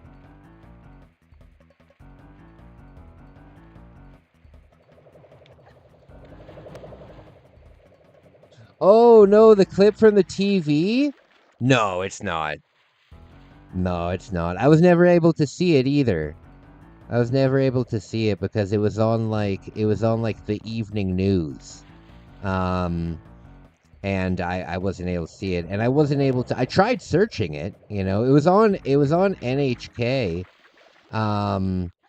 which is like the biggest broadcasting network in Japan. But without being able to speak the language, I couldn't search up like the specific segment or anything like that. To be honest with you guys, though, it's not hard to get on TV in Japan. If you're foreign and you're in Japan, it's really not too hard to get on TV. There's casting calls everywhere. There's people at the airport that there's usually people at the airport. There's usually people. Like, for example, when I went to the Cherry Blossom Festival, there's usually different news places and stuff like that all around there. And they're looking for foreigners. They're looking for foreigners to, you know, come on and talk about traveling to Japan and stuff like that and how much they enjoy it and stuff. So it's really not too hard to get on TV in Japan.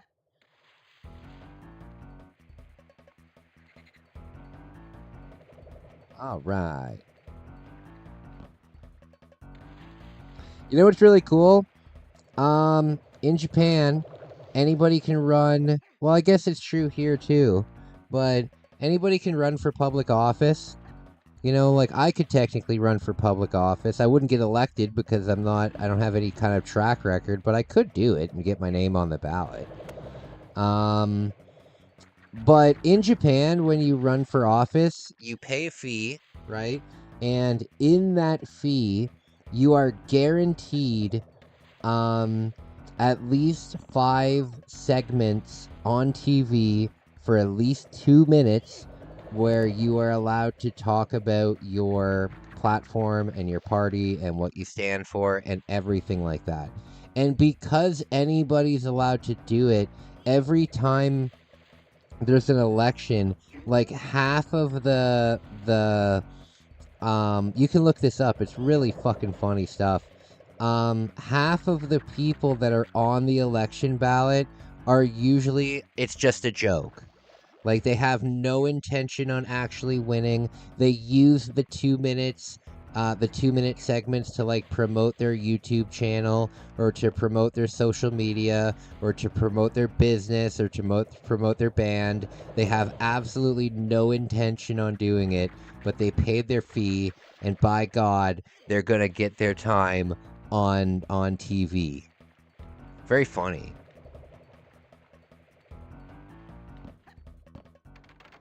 Oh God, this can't be the right way to go.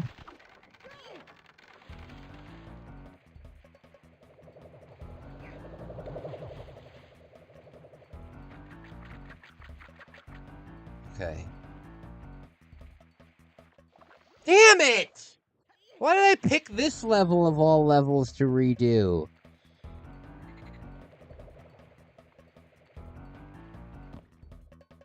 Good Lord.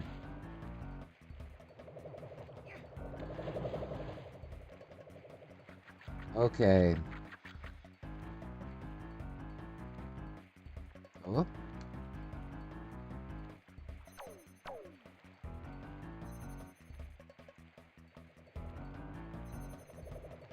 Okay, am I gonna do it? No. Am I the only one? I can't be the only one on this. You guys have to... There must be some people in the chat who also had this idea when they were kids. Did you guys think that piranhas were everywhere when you were kids? Because, like, every single N64 game that has, like, poisonous water has piranhas in it. Piranhas were always in the water of video games to justify the water actually being dangerous. And when I was young, I thought that any there, I did it, thank God. I thought that any body of water that wasn't like a swimming pool was just full of piranhas. You guys didn't think that? I thought that for sure. I also thought quicksand was a lot more common than it is. I thought quicksand was a lot more common than it is. I thought a lot of things as kids. I've talked about my idea of the city when I was a kid, because when I grew up in one of, like, I didn't grow up in downtown Toronto, right? I grew up in one of the cities around Toronto that would technically still be Toronto, right? It's still part of, like, you could still take the bus to downtown, but it's not downtown. And so it wasn't like skyscrapers and everything like that. It was the ghetto. I lived in the ghetto. You can look it up. It's called Rexdale. But yeah, it was a rough place. So I had never really seen, like, the bright lights of the city. And my idea of the city was all from Streets of Rage and games like that. And I truly thought that in the city there was always big brawls going on, just giant street fights between 3 or 4 people versus like 20 people, and all 20 of the other people were all wearing the same outfit. You know, I really did think that. And I remember too, like, the very first time that I ever have a memory of the city, we were in Montreal, and we were visiting family in Montreal, and my dad and mom took me and my sister on a drive down, like, the main street in Montreal, St. Catherine Street, and I was so disappointed, and my mom's like, "What's the matter? Why are you disappointed?" And I was like, "There's no giant fights." She's like, "What do you mean?" I was like, "I thought I was gonna see people fighting." It's like, oh, for God's sake. Long hair, ex-cop. Yeah, exactly. I had this idea in my head that also I thought that supervillains were real. I was a kid, though. I mean, what do you expect? What do you expect? I was a kid.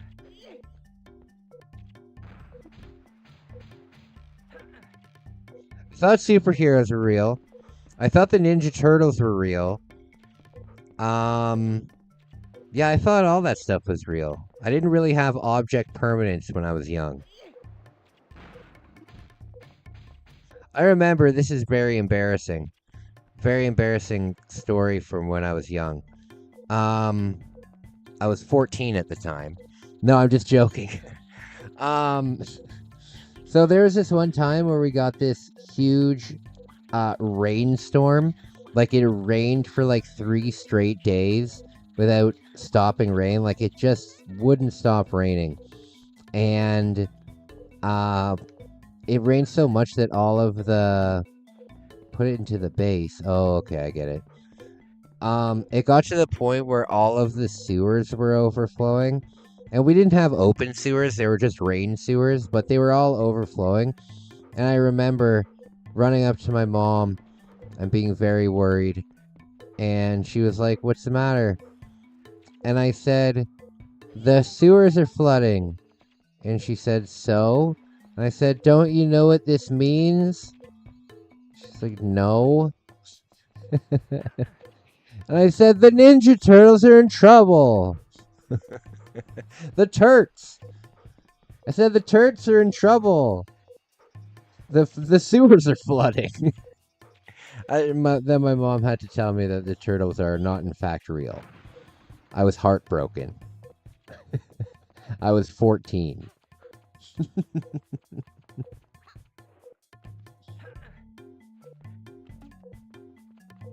know what I didn't like? I had this neighbor, right? And this neighbor was my neighbor from like the time I was like 4 or 5 years old until like I grew up and grew out of the house, right? And when I was young, like when I was in elementary school, me and my friends, we'd all wrestle in the front yard.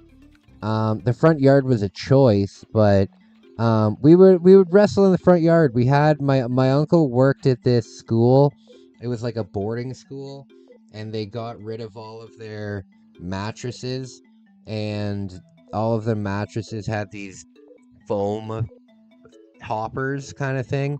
So he gave them to us, and we made it like a big wrestling ring out of it. And we had so much fun as kids with that thing. And my neighbors would always make fun of me for it. And then, obviously, when I grew up, I stopped having wrestling matches with my friends, which I think should never end. I think you should always be... I think that if you have a trampoline in your backyard, you and your friends should always be doing rock bottoms on each other. But yeah, even as an adult, she would say, "Hey, remember when you used to wrestle in the front yard?" And she would say it in like a derogatory way. And I'd say, "Yes, we were kids. It was a lot of fun. Why are you trying to bully me as an adult for this?" But yes, if you have a trampoline, you gotta have wrestling matches on it. Or else you're wasting your money. Also, a thing that me and my friends used to do on the trampoline, me and my friends, most of us skateboarded. Most of us skateboarded. So a lot of us had old decks that weren't, like that didn't have trucks on them. Because if we got a new deck, you wouldn't just throw out the old deck. You would, you'd keep it just in case your new deck breaks. You know what I mean?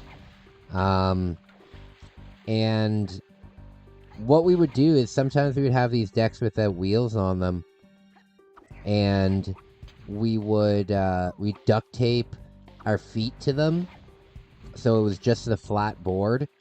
and then we'd go on the trampoline and do like backflips and like all these crazy moves that we would never be able to do,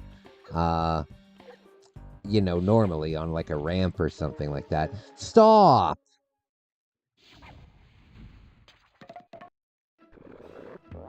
Dang it.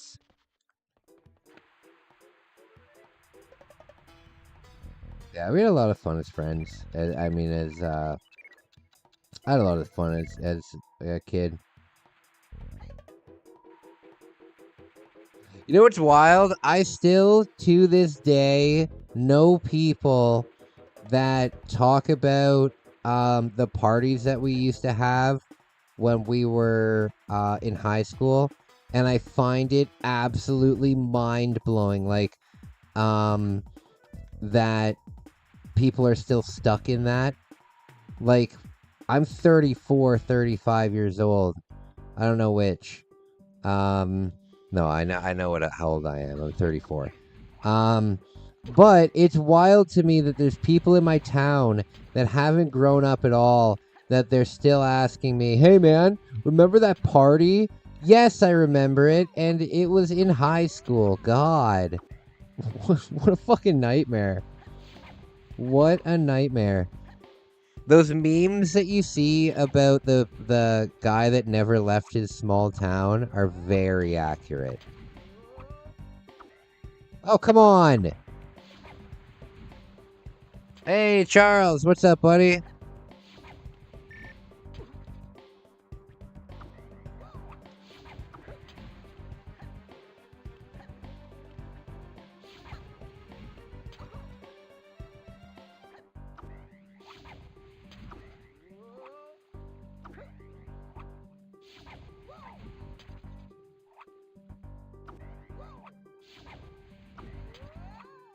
Okay, you know what game I hope they add to the Switch Online is, oh, come on! Oh, I did it!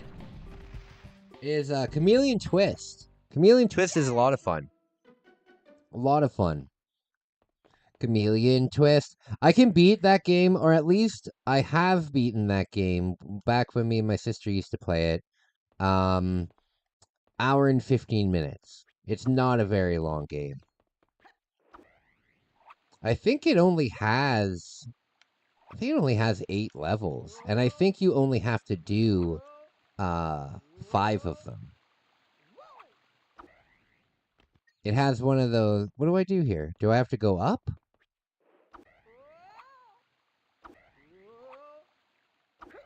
But it's a fun game. It's a fun game to like play before work, because if I'm only going to be around for like an hour or two before work, then it's perfect for that. Blues Brothers would be nice. Blues Brothers 64? What are you talking about? Blues Brothers.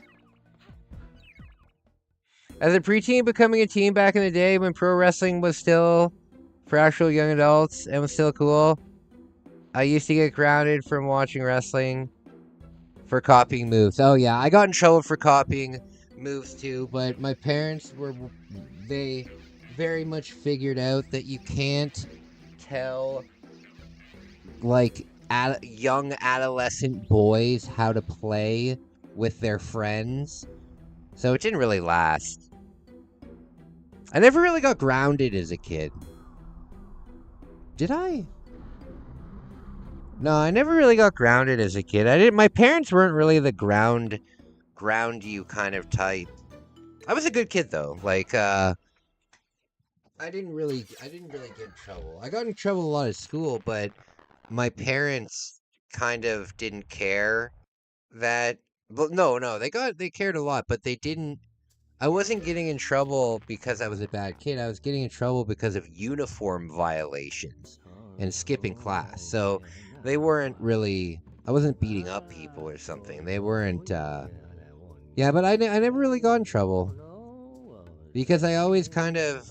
Like, my motto in life, when I was young, I heard this Arnold Schwarzenegger speech, and I don't know how old I was. I was young. I was like a young, maybe 11 or 12, and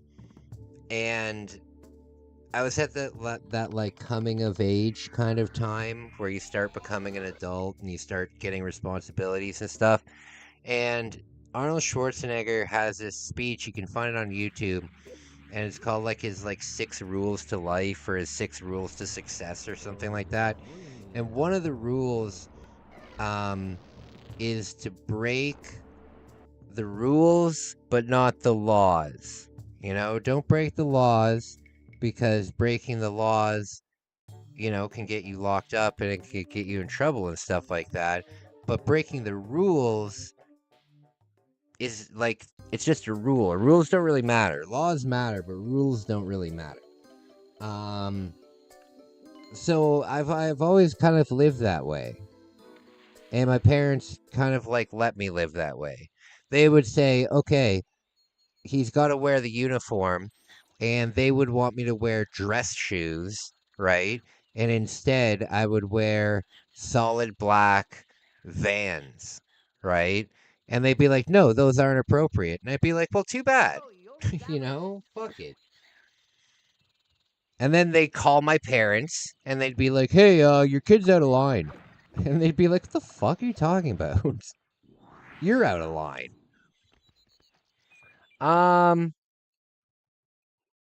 Nowadays, since it's become kid friendly in 2008 and nerd friendly around it's really impossible to get.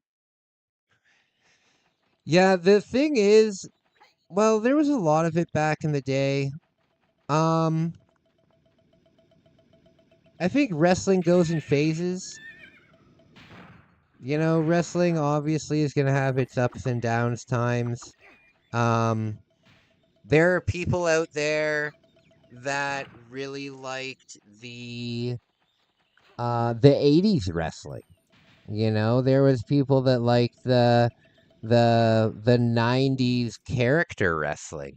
You know what I mean?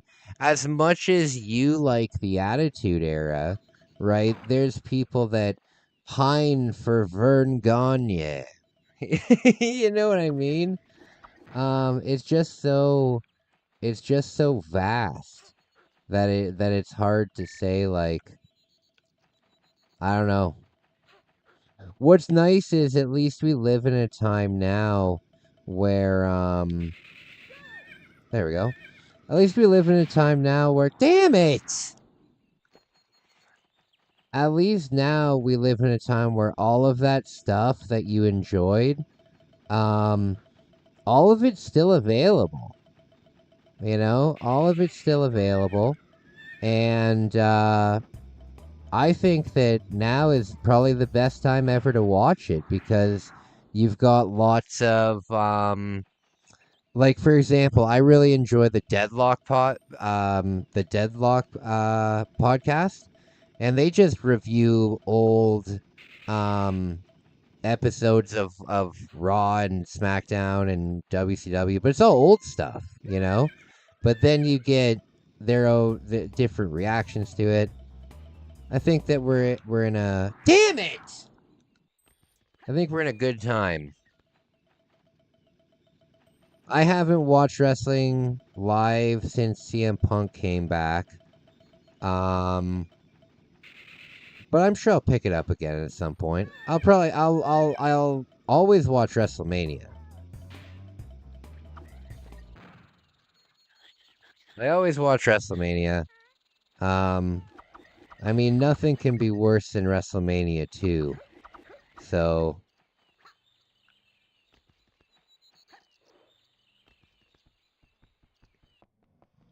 if you want real wrestling, you gotta watch the XWF. Gotta watch the XWF, dude. I really sure hope I do work there, dude.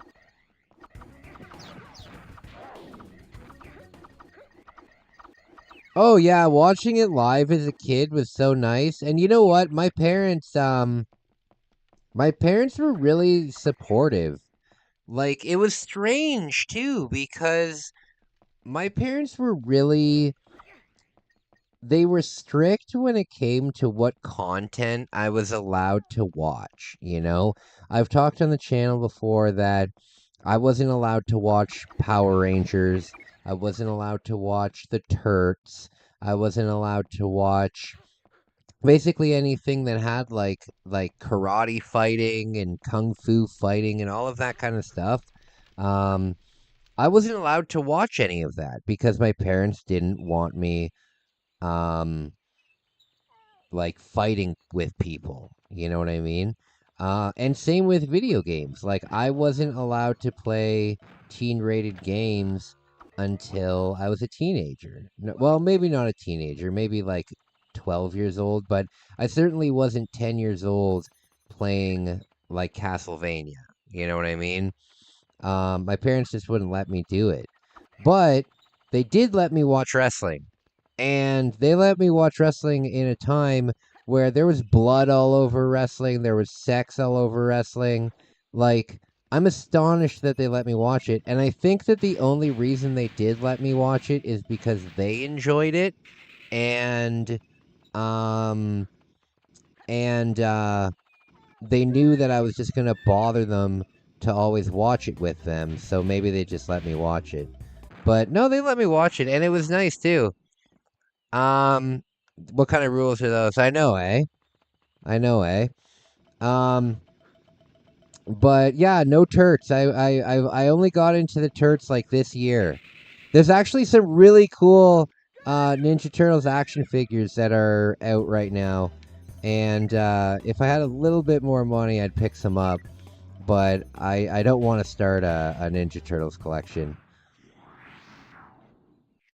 Early to mid aggression was better than later.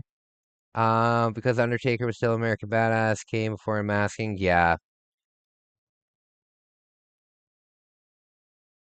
Oh yeah. Me and my friends. I remember one time, me and my friends, we went down to Home Depot to look for weapons for a wrestling match that we were gonna have. And the guy comes up to us and he's like, "Hey, what brings you kids into Home Depot?" I said, "Oh, we're having a wrestling match. Where are the folding chairs?" So he sold us some folding chairs. We actually had pretty cool setup. We had a belt made. Like we made the belt. We didn't have a professional belt made. Like, but we had a belt that we competed for. It's good times.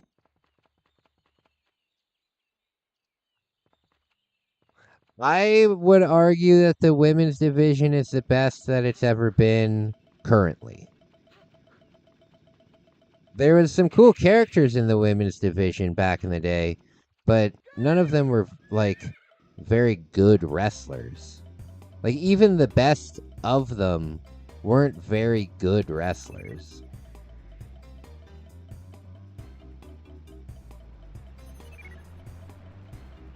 Okay.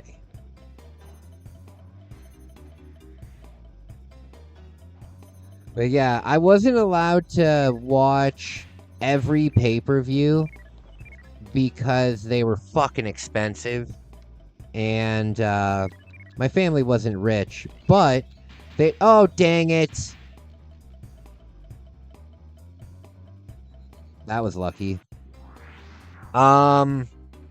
They did let us watch the Big Four. I wasn't allowed to watch ECW. I was not allowed to watch ECW. But yeah, they let us watch the Big Four, and then sometimes, usually if John Cena was in a big match, because I was all about John Cena when I was young. I loved John Cena when I was young.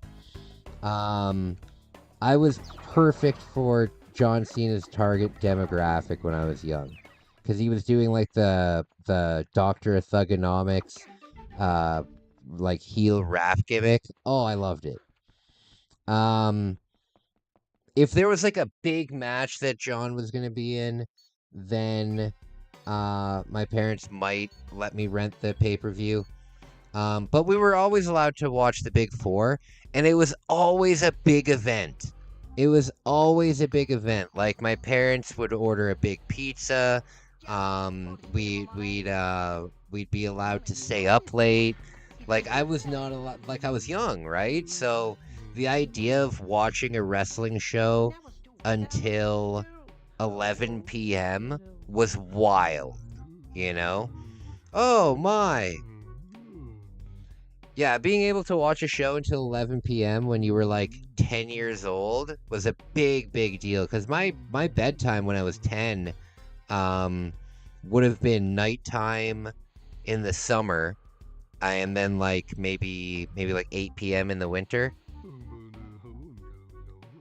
My nighttime would be at nightfall in the summer, because how do you send a kid to bed when the light is still out? And where I live in Canada, it stays bright until 9 p.m. in the summer. Bro, I'm so sad. Turkey government closed PS Store and the Xbox Stream and Nintendo Switch. Why? That sucks, man. Okay.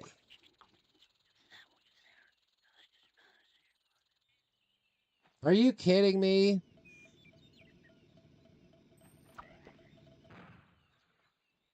Okay.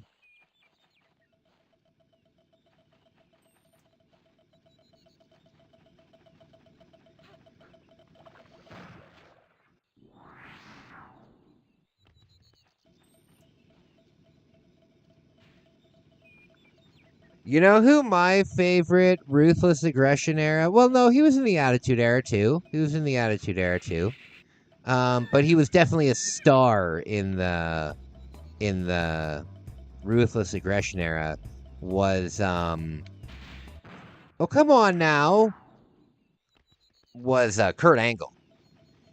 Kurt Angle was a machine. Absolutely. And I'm very proud of him for getting sober. But yeah, Kurt Angle back in the day, um, was so great because he was so good at being a heel. I would say that Kurt Angle being a heel, I think the best heel of all time is Hulk Hogan, dude. No, he's just the real life heel. I think the best heel is the Miz, but um, I like Chris Jericho as a heel, and I like Kurt Angle as a heel. He had some unhinged promos, like the I'd like to put Jesus in a in an ankle lock promo. That is so funny. I can't say it by the name that most people know it by, but I think you know what promo I'm talking about.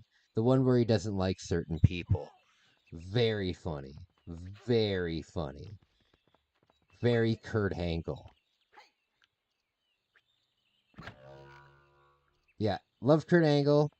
My favorite's Kane, but I think my favorite character is Kane. You know, I think Kane's such a cool character. But I think my favorite wrestler ever, when it comes to like actually watching somebody put on like a contest, is uh Hulk Hogan, brother. No, it's a Kurt Angle.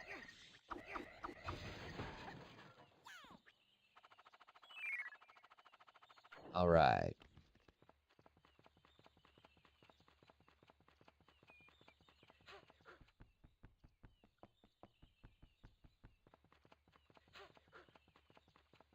Okay. Guys, thank you so much for being here with me tonight. Oh no. There we go.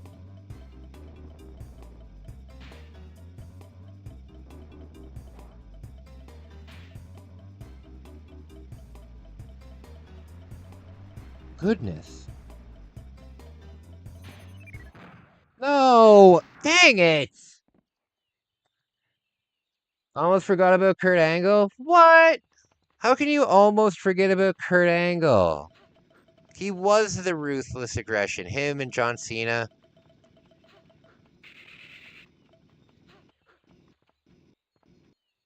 Yeah.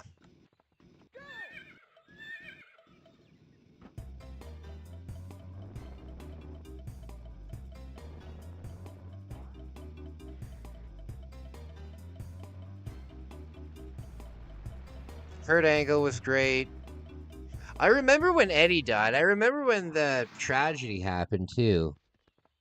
I remember when Eddie died. I remember when Eddie died. I got home from school that day, and my mom, like, sat me aside, like outside on the deck.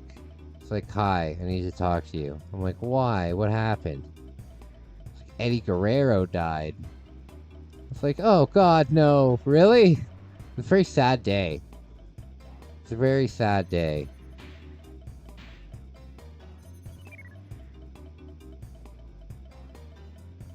Yeah, I think all time favorite wrestler Kane. No, favorite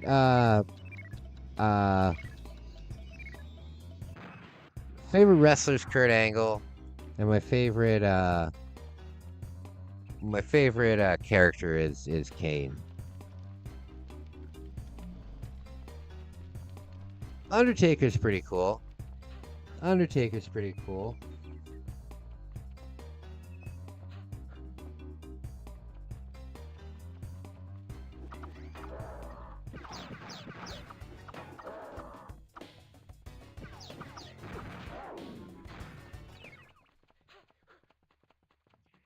You know what makes me sad is we don't have characters in WWE anymore.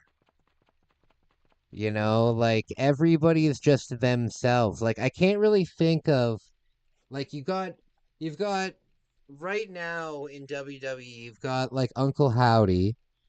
That's a character. You know, you've got the Wyatt Six. Those are characters. Um, who else do you have in WWE that's just a character? I don't know. I don't know. Everybody's just kind of themselves now. I'm not saying I want to go back to the time when everybody was either a dump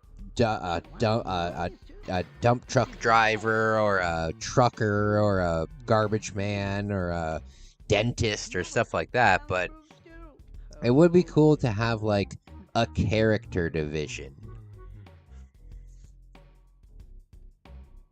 My faves were Cena, Rey Mysterio, Eddie, and Batista.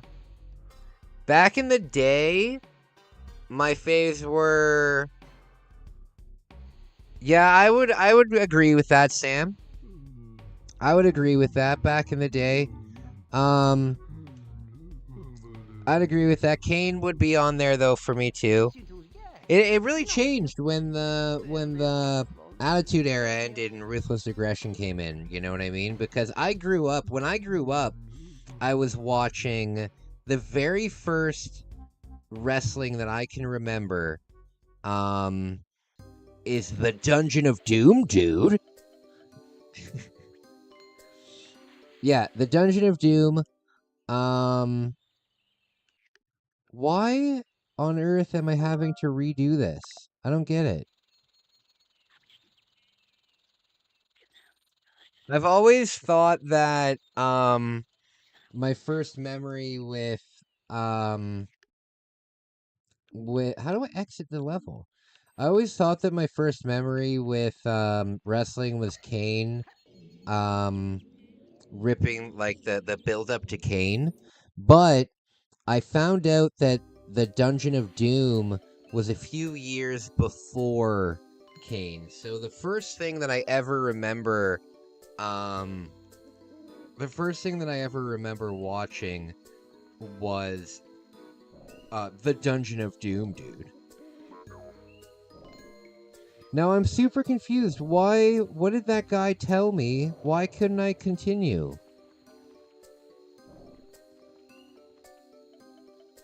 I don't understand. And this doesn't have like a zoom back for me to to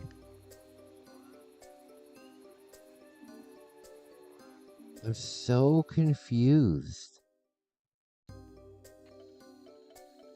Did you guys see? Hold on, let me look. I need to go onto my live stream and see what I just missed, brother.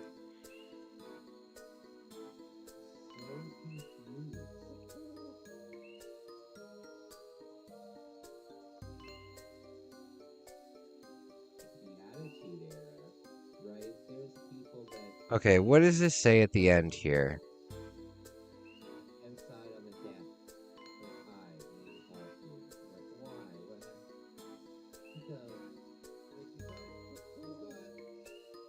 Okay, I must have swallowed something bad for me. Uh-oh. Shut the hell up, Kai. So what is the issue?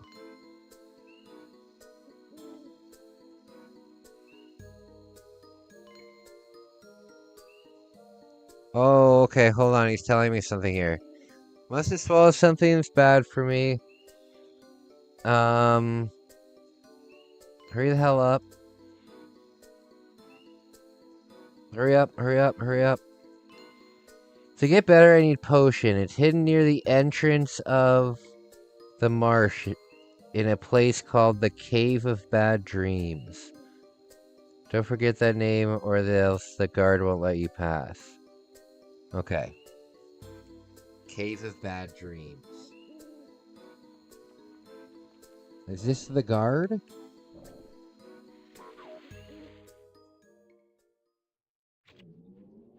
No, this isn't it. It says it's near the marsh. Oh god, no. See, look! Zombies come out and attack you. I mean piranhas.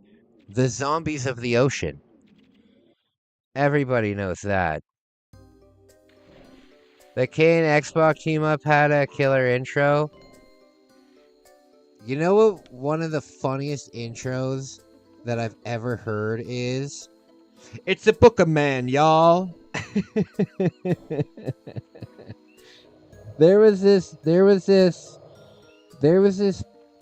a time where Booker T and oh, here it is, the marsh.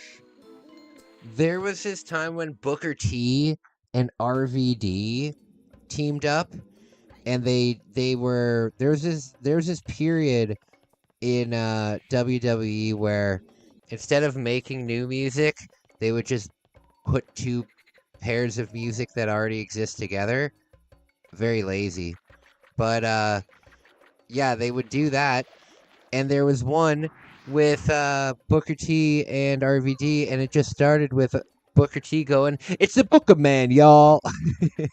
It's so funny.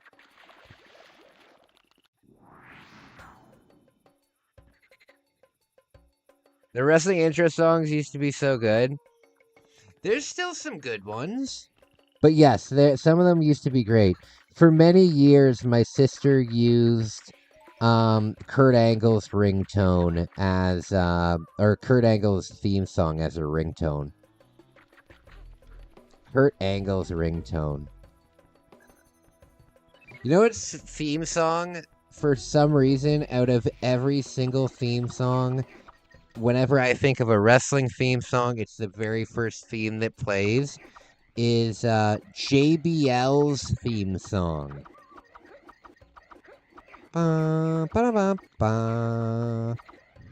Yeah.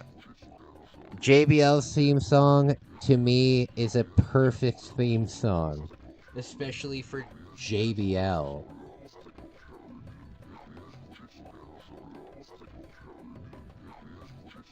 I loved JBL. Actually, he's got to go on my list for best heels, too. The only problem is he should also be disqualified from my list because he's a heel in real life. Like, JBL was the locker room bully for like 20 years. Oh, look how cool this level looks.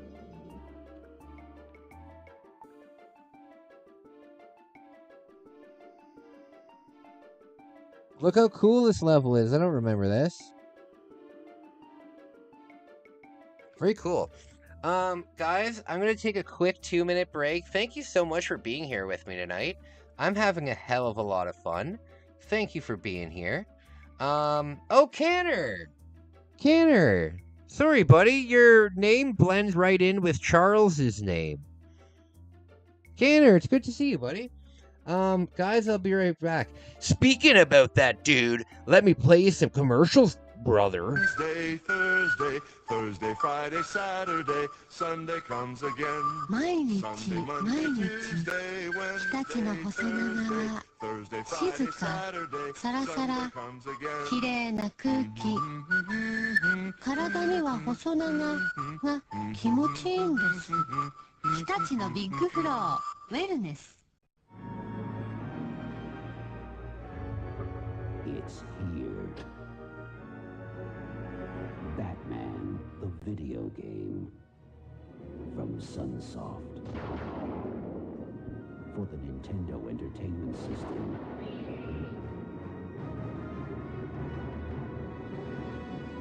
Let the battle begin.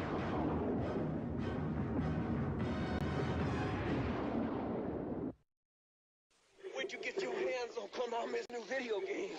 Starring me, that Rachel Cage, Bayou Billy. For the first time ever, Konami combines hand-to-hand combat with driving, shooting, and of course zapping. In one swamp, stomping adventure. The Adventures of Bayou Billy for Nintendo. It all starts when I get out this here swamp.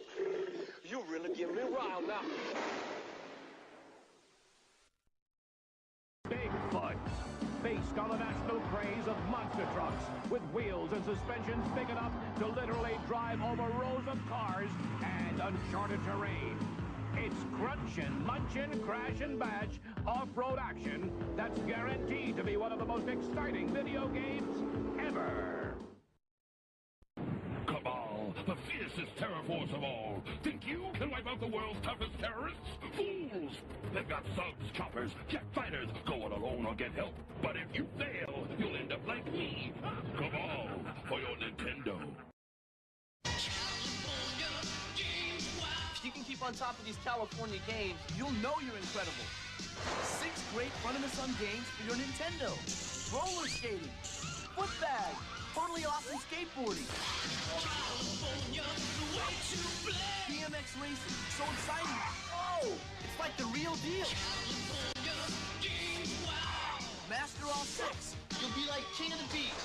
California games for your Nintendo. Hello and welcome to the Caveman Games. Let's go down to the mate toss. Grub spinning his mate. Thrower! Nice bounce, Crudla. Sounds like it's time for clubbing. There's the finger fake. Yes! Sucker! Now for the dino ball. Eat him! Eat him! No post-game interview there. Caveman Games for the Nintendo Entertainment System. You get bitten, you get eaten. Crystallis, new from SNK.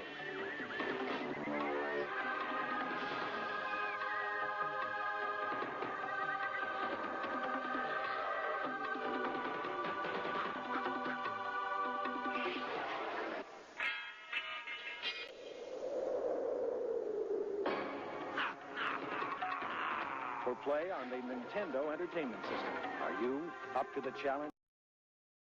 Double Dragon 2, The Revenge for your Nintendo Entertainment System.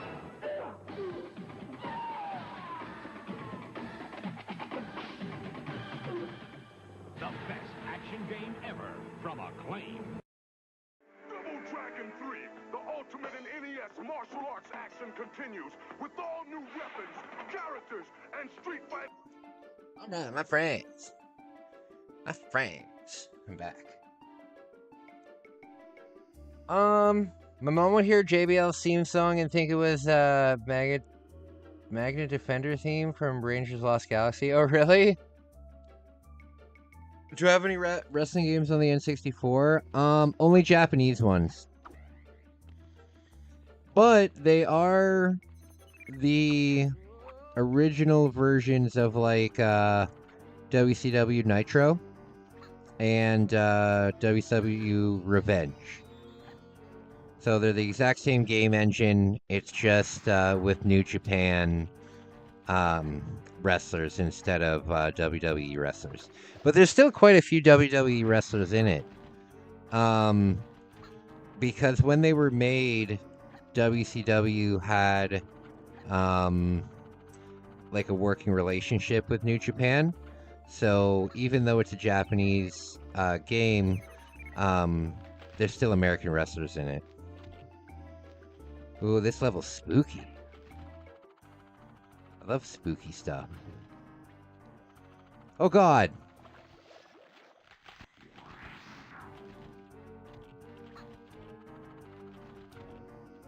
You know what game I should play, though, because it's probably my favorite wrestling game of all time? Wrestling Empire. Have you ever played Wrestling Empire? God, that game is fun. It uses, like, N64 graphics. It's great. It's great. Highly recommend Wrestling Empire. And you can cripple people in it. Like in the match, they'll get visibly damaged. But if you, let's say you keep putting an arm bar on them, and they tap out, and you hold it, you can break their arm. Very silly. But some of the older, like some of the, like Here Comes the Pain was awesome. And some of the older games... Oh, fuck off! Some of the older games, were just fantastic. Like the GameCube era, the SmackDown vs. Raw games were really good. The Day of Reckoning games, I think were good. I think they were good. But yeah, the Day of Reckoning games were good. There's quite a few of them. They were all solid additions.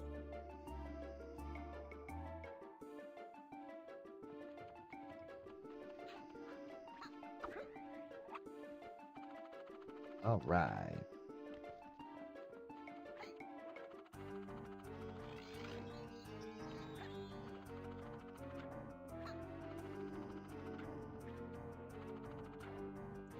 Oh, come on now.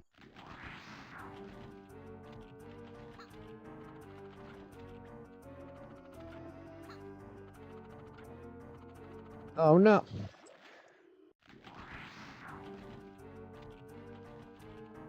How did anybody here watch the Rumble? I know Tommy did, but she's gone now. Wrestling's always been a big part of my life. You know, before I decided that I was gonna... Oh, come on with this! You know, before I decided that I was going to open a business, I was full-heartedly going to train to be a pro wrestler. Now, I didn't want to have like a career in pro wrestling, but I did want to work like one tour, you know, even if I was just a jobber and I was just getting paid to job, you know, I wouldn't really care. I was going to train because there's this training school in Calgary that's trained a lot of big professional wrestlers, and I could go there. The training is 3 months long, and I could live there. I could live at the school, and they feed you, like they have a food plan for you and everything. And again, you get to live there. And if you want to earn some extra money, you can work at the shows that they promote. Oh, come on!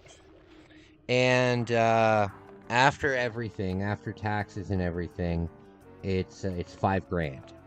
$5,000.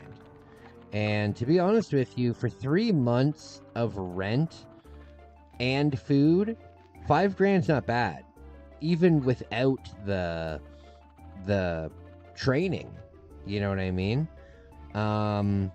So it's not a bad idea, and I was going to do it when I no longer had a house, but now I decided that instead I'm gonna do what I'm gonna do when I no longer have a place to live is I'm gonna go to Japan, and then when I come home I'm gonna start a business. So I can't really do that anymore. It's kind of out of the budget now. But it was something that I was going to do. Oh, come on!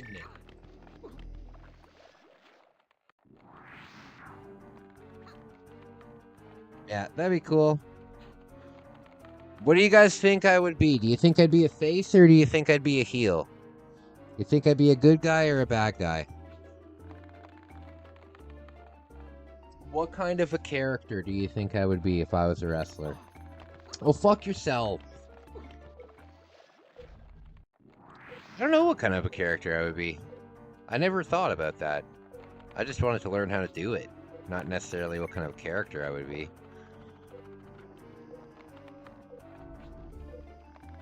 I don't know.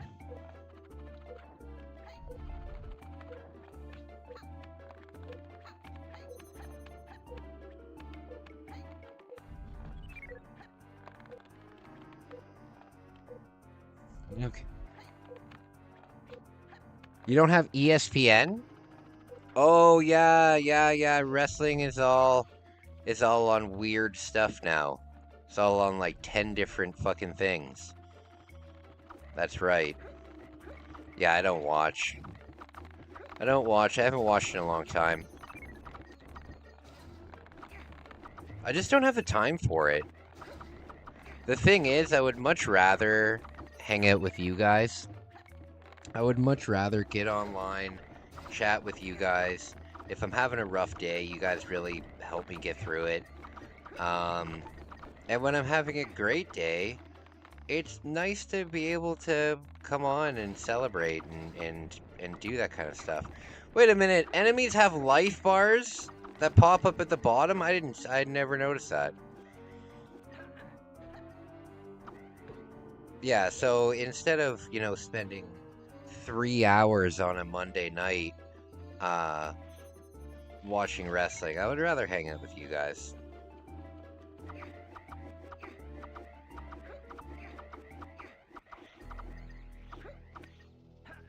I'll tell you what though, this year I'm spending the big bucks on the Sportsnet subscription so I can watch MLB games wherever I go, because I'm very much going to want to watch the Jays while I'm in Japan this year. And at work. So that'll be a necessity. The Jays this year are going to be so awesome. Very excited.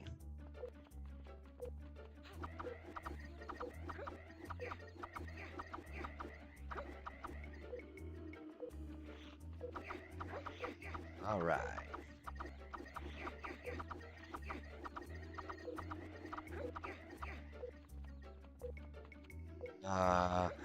Oh, you know what I just realized?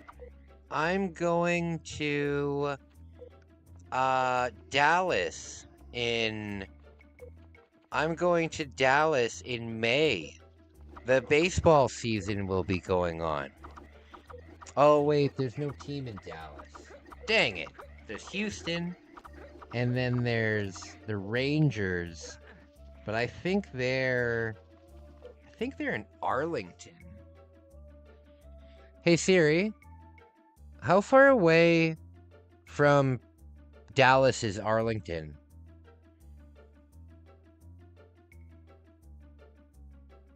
No, that doesn't make any sense. Hey Siri, where do the Texas Rangers play?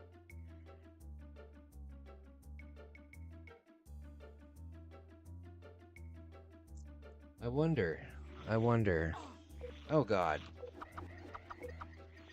Yeah, I'm looking for stuff to do. I'm looking for stuff to do.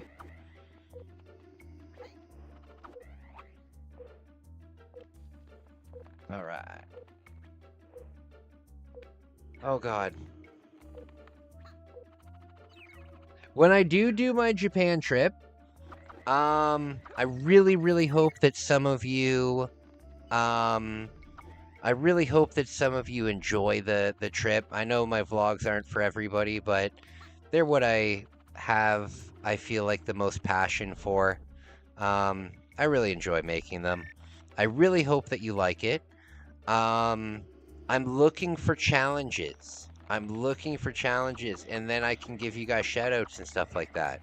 I'm looking for challenges. I'm going to make a community post. I'll probably start, maybe I'll make one tomorrow. I'm going to make a community post. I'm looking for challenges. I think that would be a lot of fun. I think that would be a lot of fun. This time, when I go, I'm going full, you know, like, full throttle on my video making. The last time I was in Japan, I had to have 39 depression days out of my 90-day trip. I'm a lot happier now than I was back then, and I'm a lot more positive than I was back then. Even though I was very happy back then, I'm on top of the world now. So I really am gonna work really hard on those. I hope that you enjoy them. And yeah, if I can do some challenges, that would be cool. I can make videos out of them, and then I can give you guys shoutouts. I think that would be a lot of fun. Okay. Plus, you guys might think of some things that I wouldn't think of for things to do.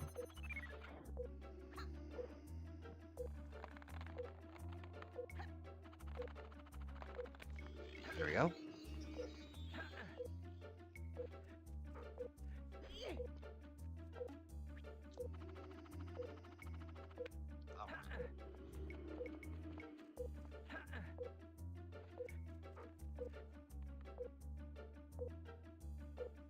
Where does this have to go? What? Why would it make me throw it over here? What? I'm so confused.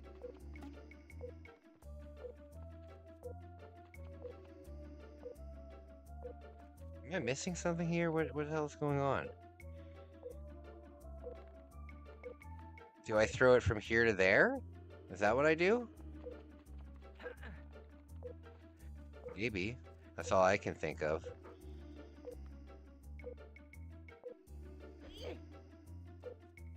Okay, okay.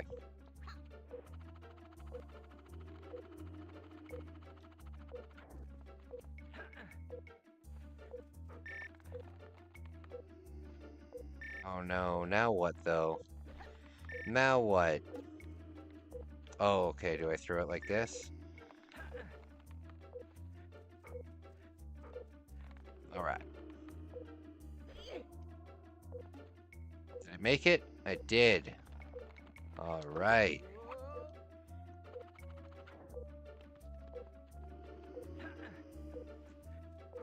So guys, thank you for tuning in tonight. Thank you for tuning in tonight. Means a lot to me. Means a lot to me. Oh God in heaven.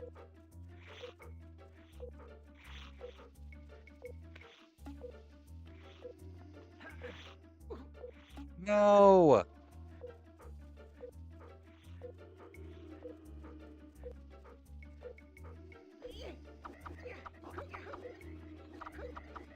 They're not gonna give me health, are they? I have a funny feeling that they're gonna continuously respawn here. I don't know about you guys, but I don't trust it. Okay, so we got one open.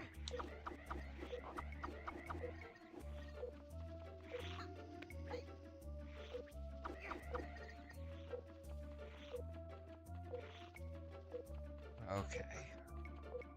Oh no.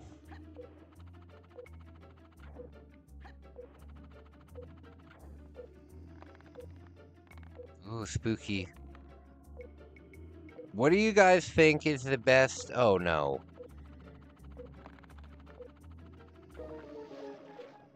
What do you guys think the best spooky level in a Nintendo 64 game is? And anything in Resident Evil doesn't count. Are you kidding me? Anything in Resident Evil doesn't count. Because it's supposed to be scary.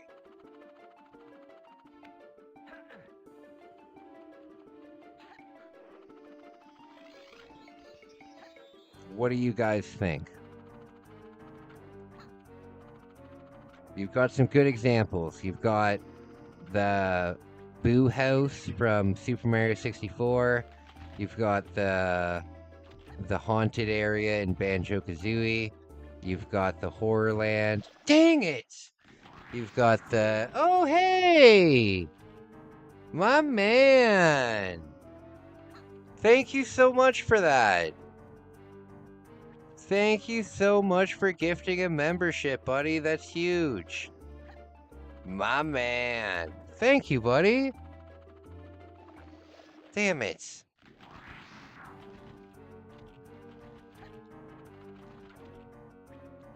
Thank you for doing that, buddy. That really means a lot to me. My man. How are you feeling?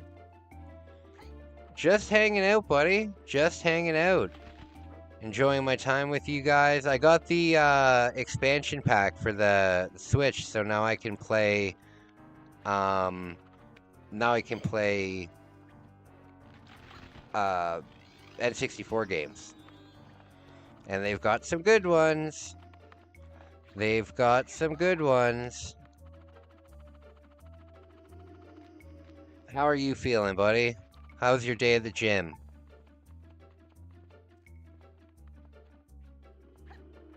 How was your day at the gym?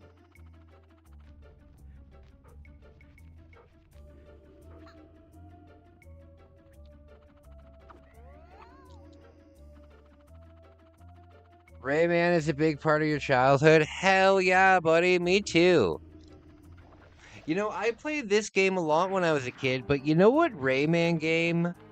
Maybe you feel the same, but probably not. You know what Rayman game really had the biggest impact on me?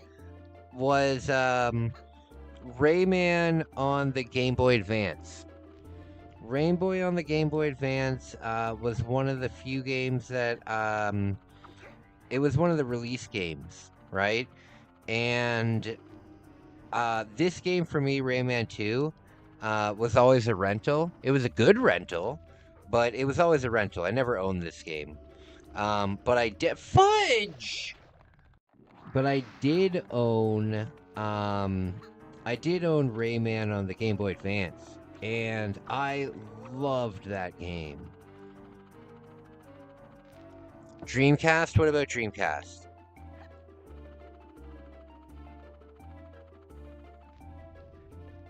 This game looks really good. For an N64 game, this game looks really solid.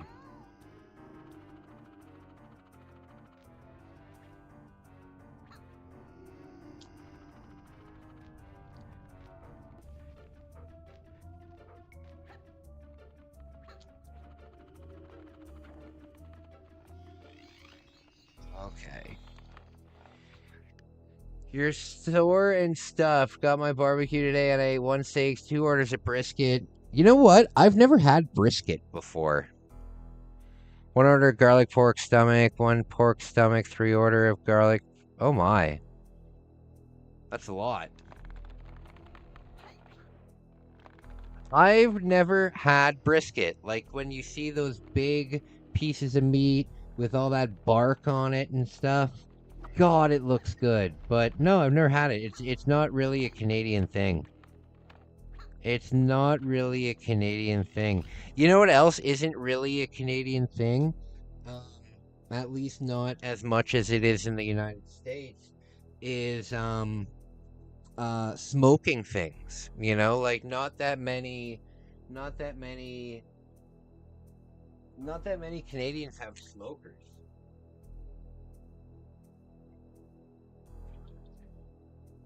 Like,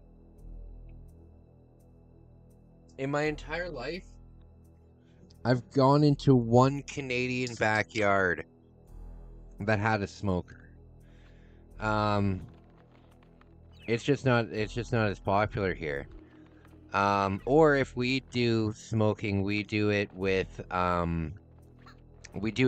like the butterfly method in front of like a campfire. So we don't really use like a legitimate smoker. But yeah, I would love to try a brisket. Smoked brisket is so good. I can imagine it's good. It looks so good. It looks so good, but no, we don't really have that. I mean, I'm sure we do have it, but it's not popular. It's not popular. I've been to hundreds of barbecues in my life, and not once has there ever been brisket there.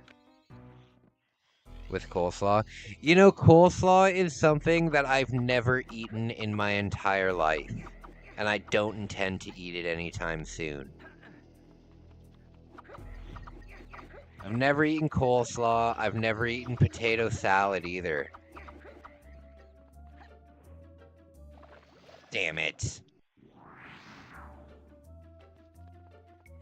Never eaten coleslaw, never eaten potato salad, never eaten cantaloupe. There's a lot of stuff I haven't eaten.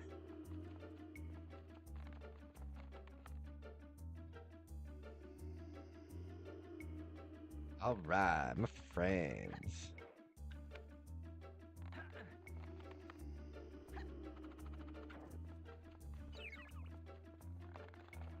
You love coleslaw?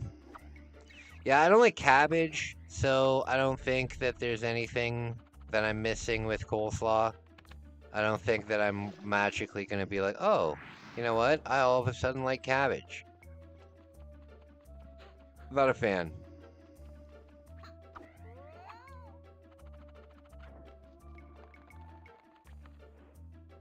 I'm also not a fan of anything pickled. If you guys know me, you will know that I believe... Fuck's sake! You guys will know that I believe that evidence of Satan are pickles, or anything pickled. Not a fan of pickled things. Yikes. Yeah, I hate pickles. I have to cut cucumbers at work, and I hate it. Fuck's sake!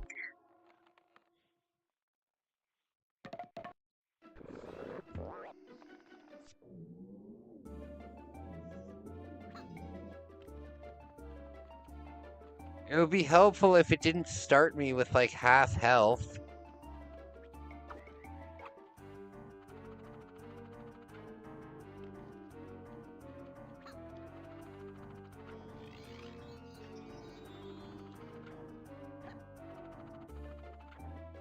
What do you think the odds are that Duke Nukem comes to the Nintendo Switch Online?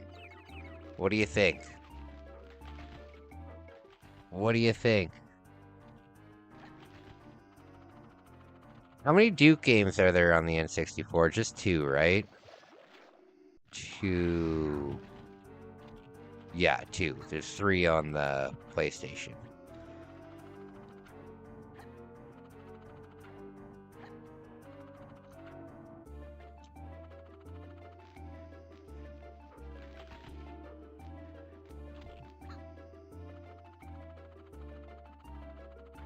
All right.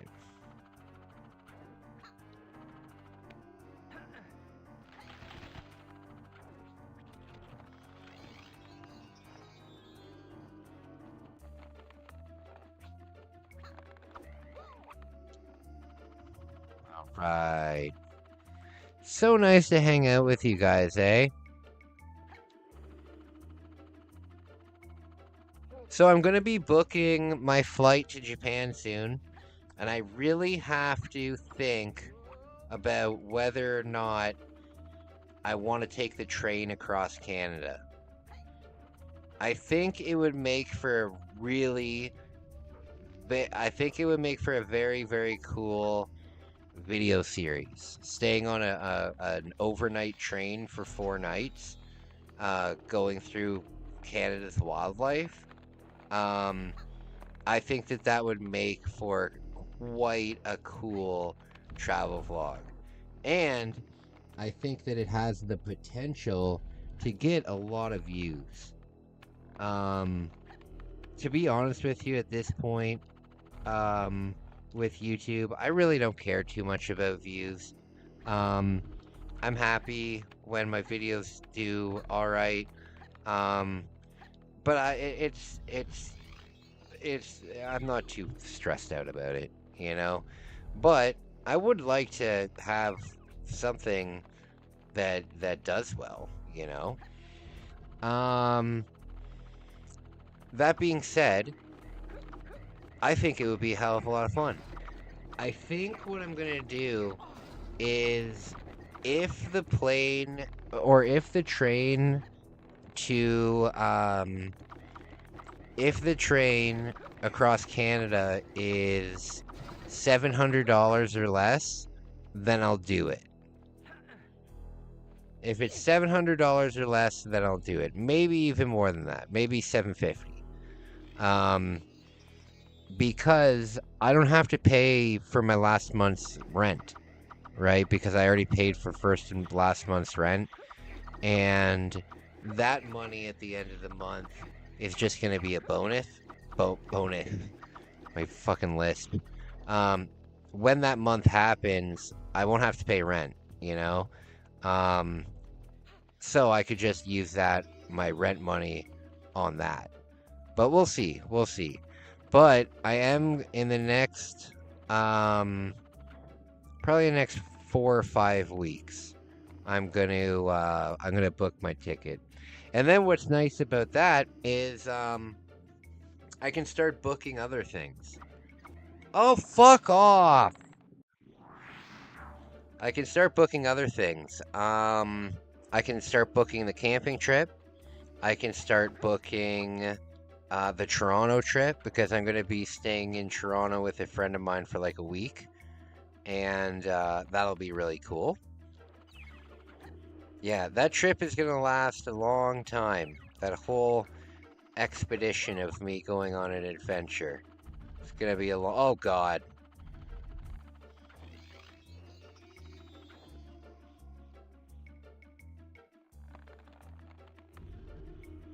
Duke is so much too misogynistic for Nintendo. Well, I don't know. There's Duke games on the Switch.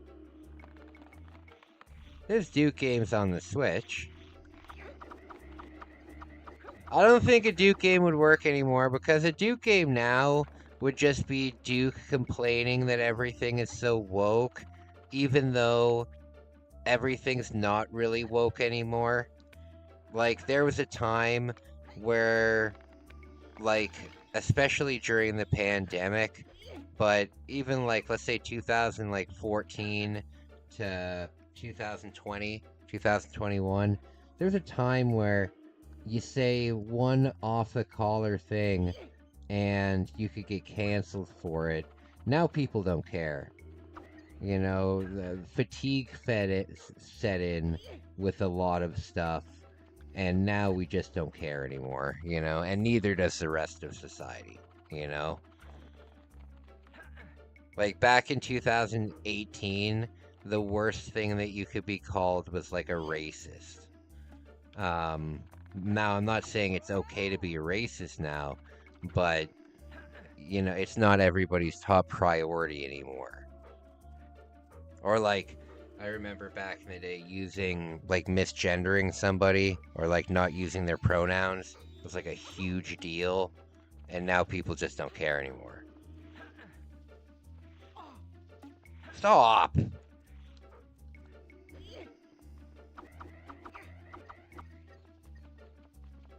Alright.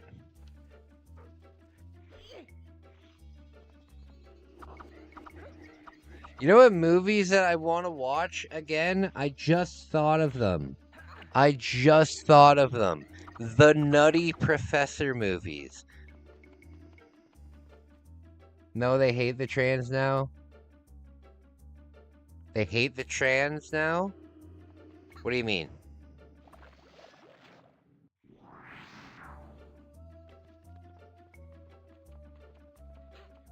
Oh, nope, not that way. Oh, wait, yes, it was this way.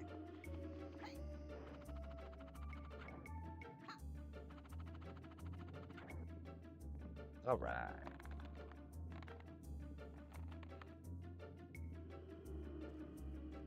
Okay. There we go.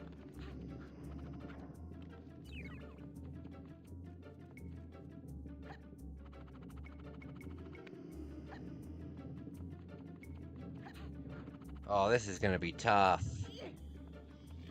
Okay. I'm supposed to throw this? Oh my lord. Flubber? That's with Robin Williams, right?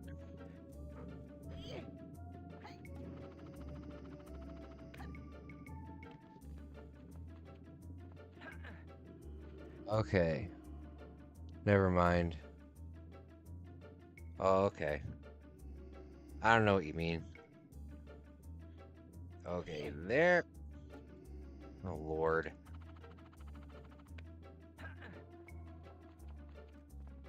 Okay.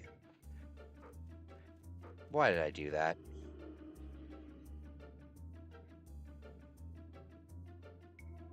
Yeah, and his robot Rebu.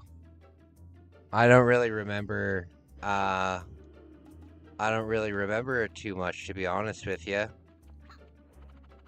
I never liked Robin Williams when I was young. Never a big fan of Mr. Williams.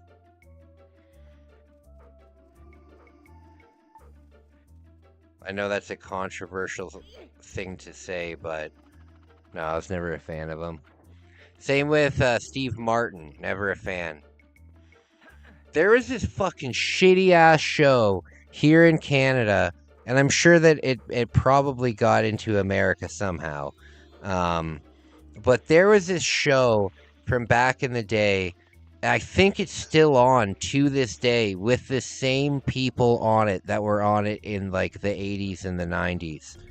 But now they're like 90 years old. It's a show called Whose Line Is It Anyway? And it's an improv show. It's an improv show where the audience just tells them what to do. And I gotta tell you, there's these two comedians on it. They've been on it forever.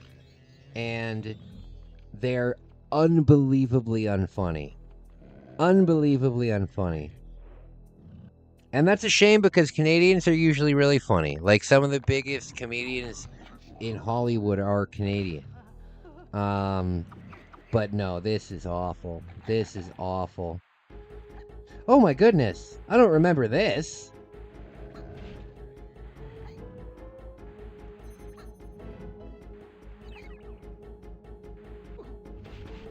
Oh God.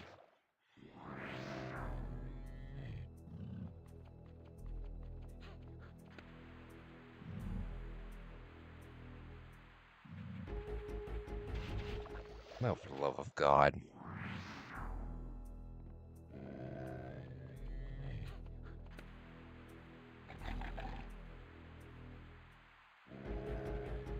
Damn it!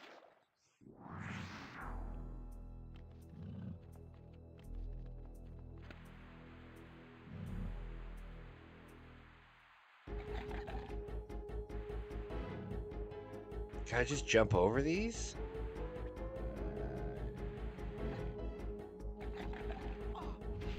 Oh, for the love of God.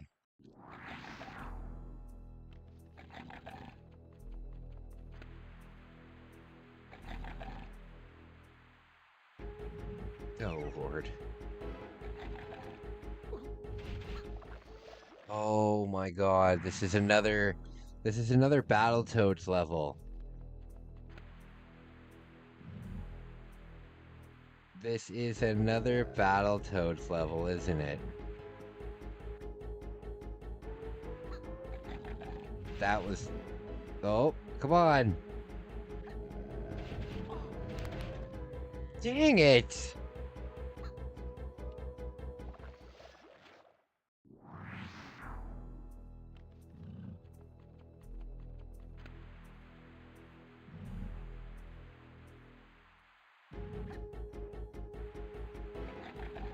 Okay.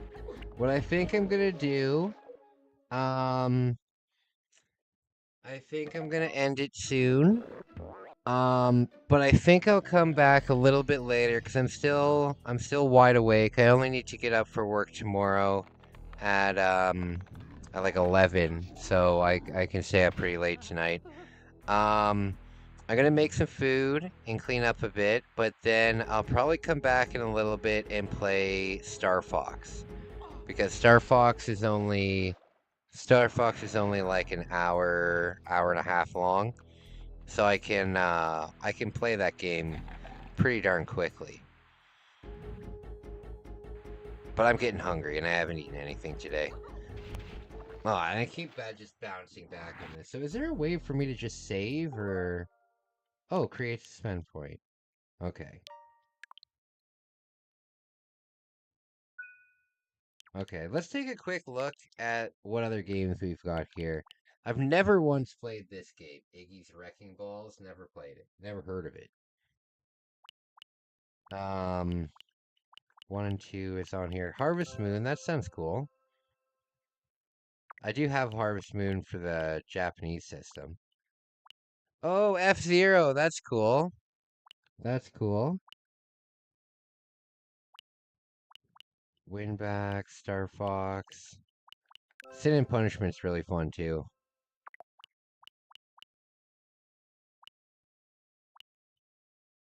I don't see Banjo-Tooie. I see the first one. I see the first one. Oh, here it is. Okay. Okay, very cool. Very cool. All right, guys. Thank you so much for being here. I really appreciate you all. I will talk to you soon if you're still up in a little bit. I'll be back in probably about an hour. I'll see you guys later.